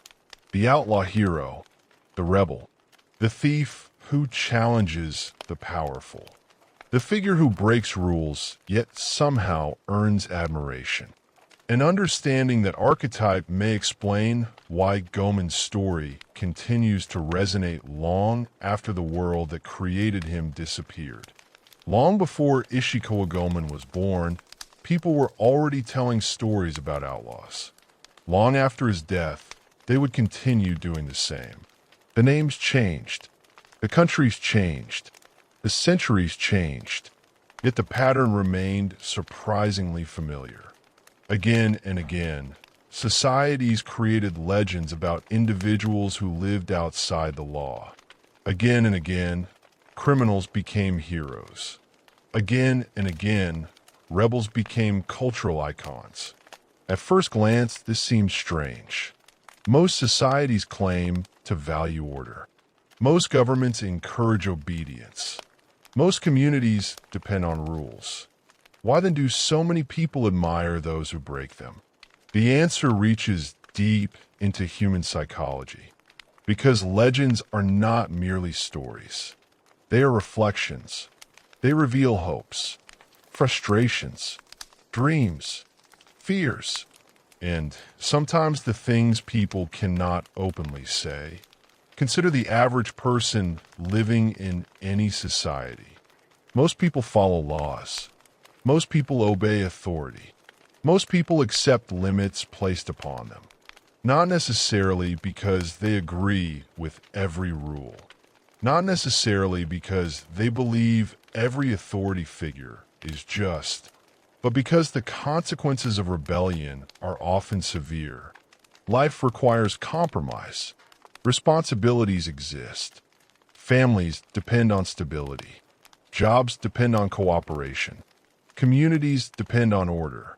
As a result, many frustrations remain unspoken. People encounter unfairness. They encounter hypocrisy. They encounter corruption. They encounter situations where power seems to favor itself. Often there is little they can do about it. The outlaw legend enters precisely at that point. It provides a fantasy, not necessarily a fantasy of crime, a fantasy of freedom. Freedom from restrictions, freedom from hierarchy, freedom from rules imposed by others. The outlaw does what ordinary people cannot, or believe they cannot. He speaks openly, acts boldly, challenges authority, takes risks, refuses submission. Whether he succeeds or fails almost becomes secondary. The act itself carries power. This is one reason Goemon resonated so strongly. People living under rigid social systems could imagine, through him, what defiance might feel like. Not because they intended to become criminals, but because stories allow safe exploration of dangerous ideas. A farmer listening to a tale about Goemon did not need to rob anyone. A merchant hearing the story did not need to challenge the government. The legend provided the experience symbolically. For a few moments, listeners could imagine standing against power. Then they could return to ordinary life. In this sense, legends perform an important social function. They create a safe space for emotions that might otherwise remain buried. Frustration, resentment, desire for justice, dreams of freedom. The outlaw becomes a vessel carrying all of those feelings. Goemon's story contains another element that appears repeatedly in famous outlaw legends. Skill. He is not merely rebellious. He is capable. This distinction matters. Audiences rarely admire incompetence. What makes legendary outlaws attractive is their mastery. Goemon supposedly planned carefully, observed patiently, executed operations with precision. He succeeded where others failed. The same pattern appears worldwide. People admire excellence, even when excellence appears in morally complicated forms. A master thief fascinates audiences for the same reason a master warrior does. Both demonstrate extraordinary ability. Both represent human potential pushed beyond ordinary limits. The admiration does not necessarily imply approval. One can recognize skill without endorsing behavior. That distinction helps explain why so many legendary criminals remain culturally popular. They embody competence, and competence commands attention. Another powerful aspect of Goemon's legend involves justice, or perhaps more accurately, the perception of justice. Official legal systems do not always satisfy people. Throughout history, governments have been corrupt. Courts have been unfair. Authorities have abused power. Ordinary people have often felt ignored. In such environments, stories emerge about individuals who create their own version of justice. Robin Hood allegedly steals from the rich. Goemon supposedly targets corrupt officials and wealthy elites. Whether these claims are historically accurate is almost irrelevant. What matters is that audiences want to believe them.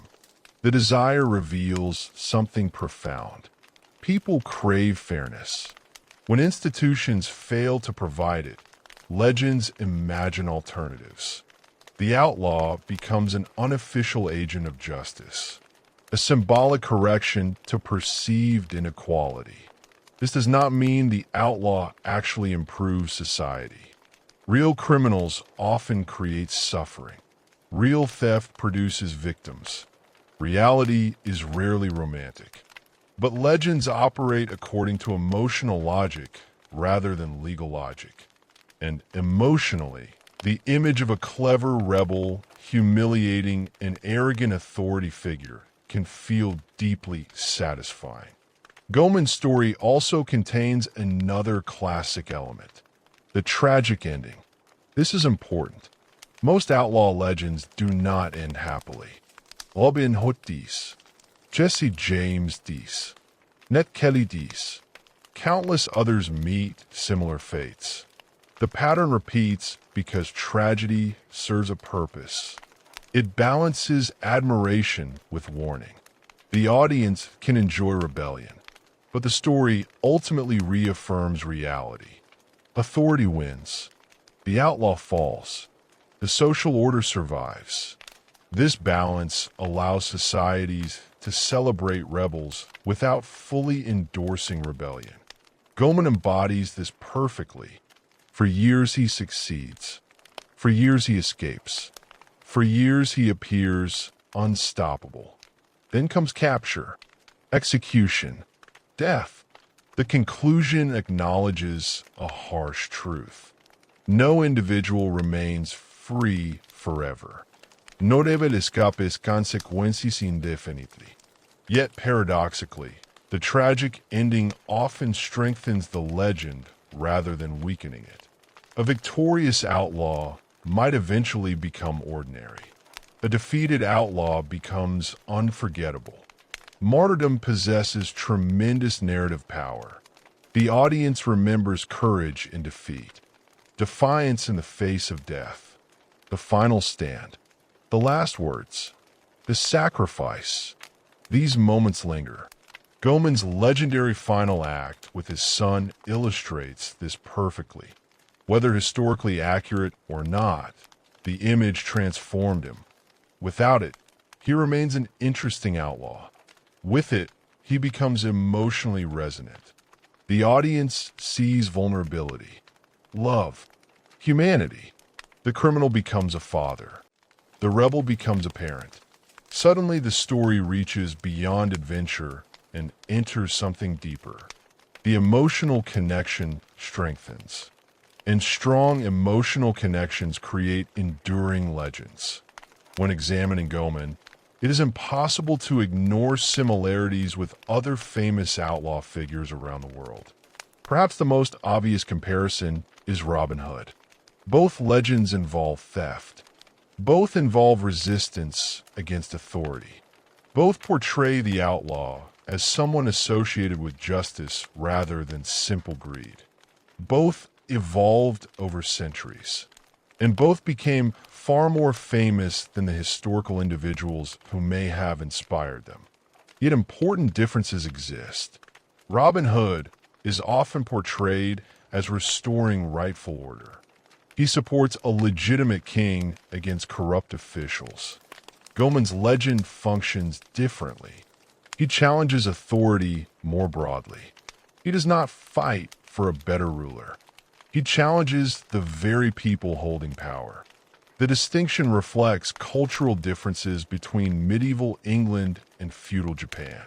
Each society shaped its outlaw according to its own concerns. Another useful comparison is Jesse James. Like Goemon, James was a real criminal whose reputation expanded dramatically after death. Like Goemon, he became a folk hero despite evidence that his actions were often violent and self-serving. In both cases, popular memory emphasized certain aspects while minimizing others. The process reveals how legends operate. They simplify, select, reframe.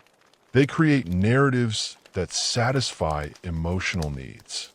Historical complexity often disappears along the way. Australia offers another example in Ned Kelly. Kelly challenged colonial authorities. He became a symbol of resistance. His dramatic death strengthened his legend. The parallels are striking. Different continent, different century, similar pattern. The same basic story appears repeatedly because it speaks to universal human experiences.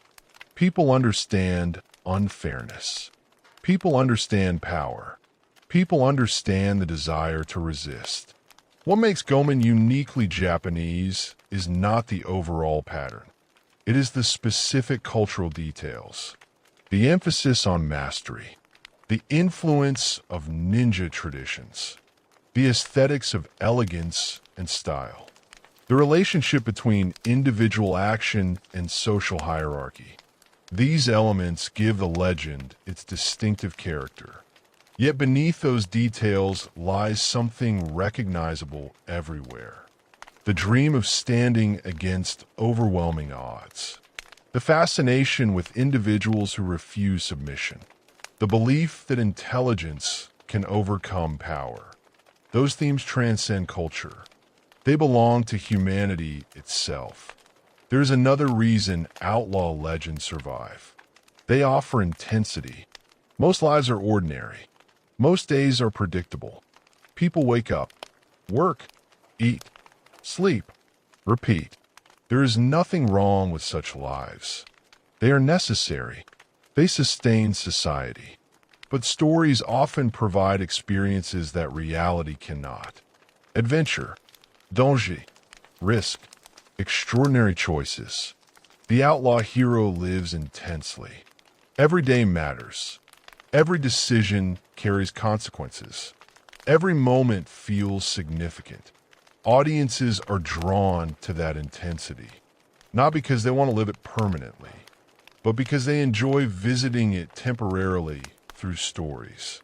Goemon's life, at least as legend presents it, overflowed with intensity.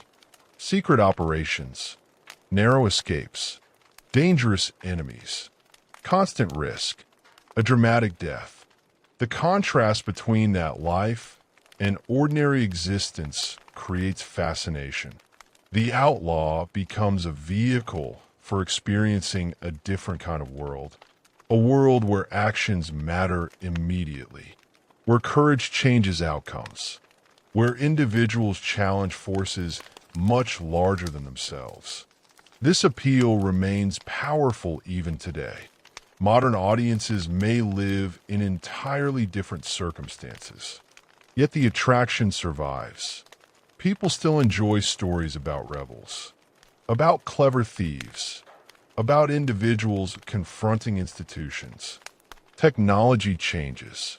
Human nature changes far more slowly. Perhaps that is why Goemon remains relevant. The world that created him disappeared centuries ago. The castles remain, but their political power vanished. The samurai class disappeared. The Tokugawa shogunate ended. Industrialization transformed Japan. Modernity transformed daily life. Yet the emotional core of the legend still functions, because the fundamental questions remain familiar. How should power be used? What happens when authority becomes unjust? Can one individual make a difference? What is the relationship between law and justice? These questions never disappear. Every generation asks them. Every generation answers them differently. And every generation discovers old stories that help explore them. Goemon survived because his legend speaks to those questions. Not through philosophy, not through politics, through narrative, through character, through emotion. The story provides no simple answers. Instead, it invites reflection. Was he a hero? Was he a villain? Was he both? Different audiences reach different conclusions. That ambiguity may be one of the greatest reasons for his longevity. Simple characters often fade. Complex ones endure. The real Ishikawa Goemon may never be fully recovered. Too much time has passed. Too many records have vanished. Too many stories have accumulated. Yet perhaps that uncertainty is part of the appeal. Every generation can discover its own Goemon. Every generation can reinterpret him. Every generation can find new meaning in the legend. And that process has now continued for more than 4 centuries.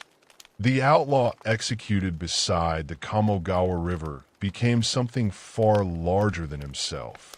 A cultural symbol, a folk hero, a warning, a dream, a mystery, and perhaps most importantly, a story that refuses to die. But before we leave him behind, there is one final question worth exploring. Not what happened to Goemon, not what people believed about him, but what his legend ultimately reveals about Japan itself. Because sometimes the stories a culture preserves tell us as much about the culture as they do about the people inside the story. And few legends reveal more about Japan's relationship with authority, memory, justice, and identity than the enduring tale of Ishikawa Goemon. As we reach the end of Ishikawa Goemon's story, it becomes clear that the most interesting question is no longer whether every detail of the legend is true. In many ways, that question was never the most important one. Historians will continue debating the evidence. Researchers will continue examining records. New interpretations will appear. Old assumptions will be challenged. That process will never truly end. But alongside the search for historical facts exists another kind of truth. A cultural truth. A truth revealed by the stories people choose to remember. And few figures demonstrate that better than Ishikawa Goemon. Think about what happened after his death. A government attempted to make an example of him. The punishment was public, severe, memorable. The intention was obvious. Authorities wanted people to remember the consequences of defying power. They wanted fear. They wanted obedience. They wanted the story to end. Instead, the opposite happened. The execution survived in memory. But the lesson changed. People did not remember only the punishment. They remembered the man. They remembered the courage. They remembered the defiance. They remembered the tragedy. Over time, the warning transformed into a legend. That transformation tells us something important about human nature. People do not remember events exactly as they happen. They remember events according to the meanings they find within them. And meaning is rarely controlled by governments, officials, or institutions. Meaning belongs to those who tell the story afterward. Generation after generation looked at Goemon and saw different things. Some saw a criminal. Some saw a hero. Some saw a victim of authority. Some saw a symbol of resistance. Others saw an example of the dangers that accompany rebellion. The remarkable thing is that all of these interpretations survive together. The legend never settled into a single fixed form. It remained flexible, adaptable, alive. That flexibility allowed it to endure. If Goemon had been remembered only as a thief, his story might have faded long ago. If he had been remembered only as a martyr, the legend might have become predictable. Instead, he occupied a space between categories, between hero and villain, between justice and crime, between history and myth.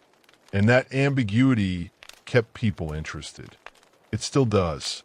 His story also reveals something about Japanese culture itself. Throughout Japanese history, social order has often been highly valued.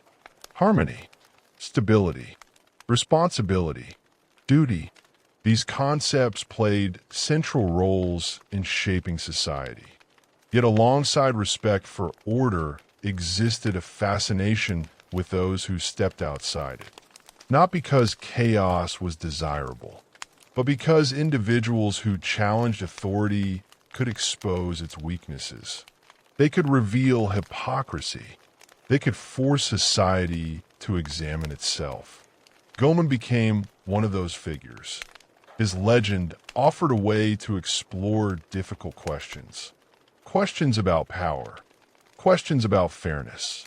Questions about whether law and justice are always the same thing. Those questions remain relevant today. Modern societies may operate differently from 16th century Japan, but they still wrestle with many of the same issues. People still debate inequality. People still question authority. People still wonder whether institutions always act fairly. People still admire courage, still admire intelligence, still admire those willing to challenge accepted limits. That is why Goemon's story never became obsolete. The details belong to another era. The themes do not. There's also something deeply human about the way his memory evolved. The historical record presents only fragments. A name, a punishment, a handful of references. Yet people could not leave those fragments alone. They expanded them, connected them. Imagine the missing pieces. The process reflects a universal human instinct. We dislike incomplete stories. We want beginnings, motives, conclusions. When information is missing, imagination rushes in to fill the gaps. Sometimes that creates myths. Sometimes it creates legends. Sometimes it creates cultural treasures. Goemon became all three. In the end, the historical man and the legendary figure became inseparable. One cannot fully understand the legend without acknowledging the real criminal who lived during the late 16th century. But one also cannot understand Goemon's importance by focusing only on the historical evidence. The legend matters too, perhaps even more, because the legend shaped generations, inspired artists, inspired writers, inspired actors, inspired filmmakers, inspired game designers, inspired audiences. The historical Goemon lived for a few decades. The legendary Goemon has lived for more than 400 years. That distinction is extraordinary. Very few people achieve such longevity in cultural memory. And yet, when we step back and look at the entire story, another realization emerges. Goemon's legend is not really about theft. Not its core. It is not even primarily about crime. Those elements are present, but they are not the reason people remember him. People remember him because his story touches fundamental aspects of the human experience. The desire for freedom, the desire for justice, the desire to stand against forces that seem larger than ourselves, the tension between individual choice and social obligation, the knowledge that courage often carries consequences, and perhaps most powerfully, the understanding that even defeat does not necessarily erase meaning. Goemon lost. Whatever his intentions may have been, whatever his goals may have been, he lost. He was captured. He was executed. His life ended. By any practical measure, the authorities won. Yet 4 centuries later, his name is still remembered. The names of many of those officials are not. History can be ironic in that way. Power often appears permanent in the moment. Memory operates according to different rules. Stories survive where institutions vanish. Legends endure where governments fall. The Tokugawa shogunate eventually disappeared. The social order that followed Goemon's death eventually disappeared. Entire political systems came and went. Yet the story remained. Not unchanged. Never unchanged. But alive.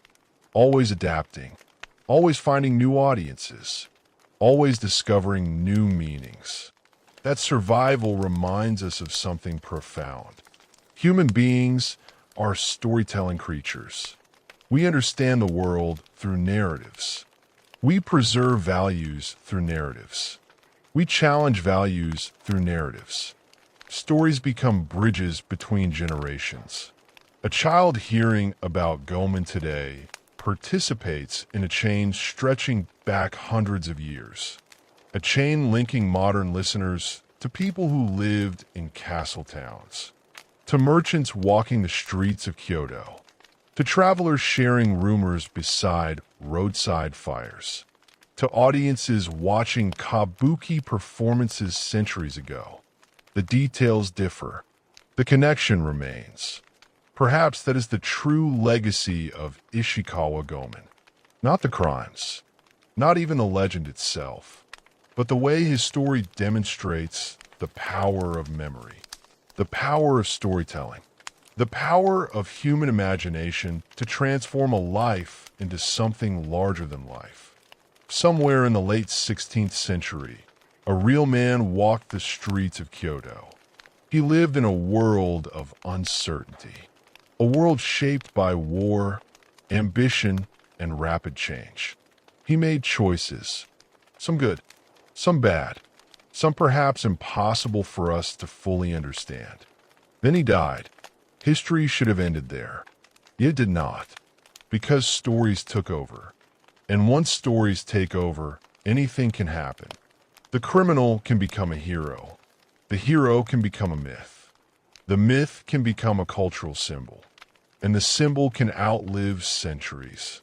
Today, visitors still walk through Kyoto. They still pass ancient temples. They still cross the Kamogawa River. They still encounter traces of a city that Goemon would have recognized.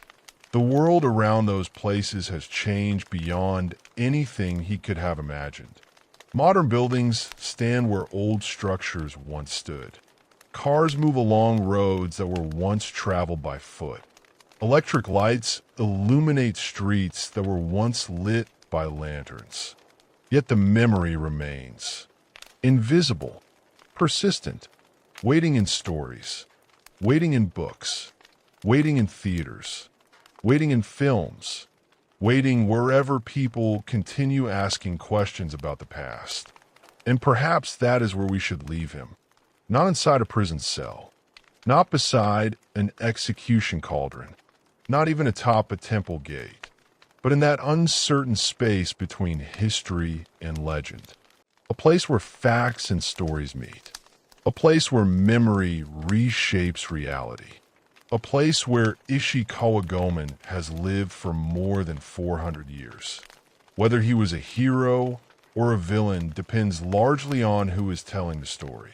Whether he was a champion of the poor or simply an exceptionally talented criminal may never be fully known. But his significance does not depend on definitive answers. His significance lies in the questions.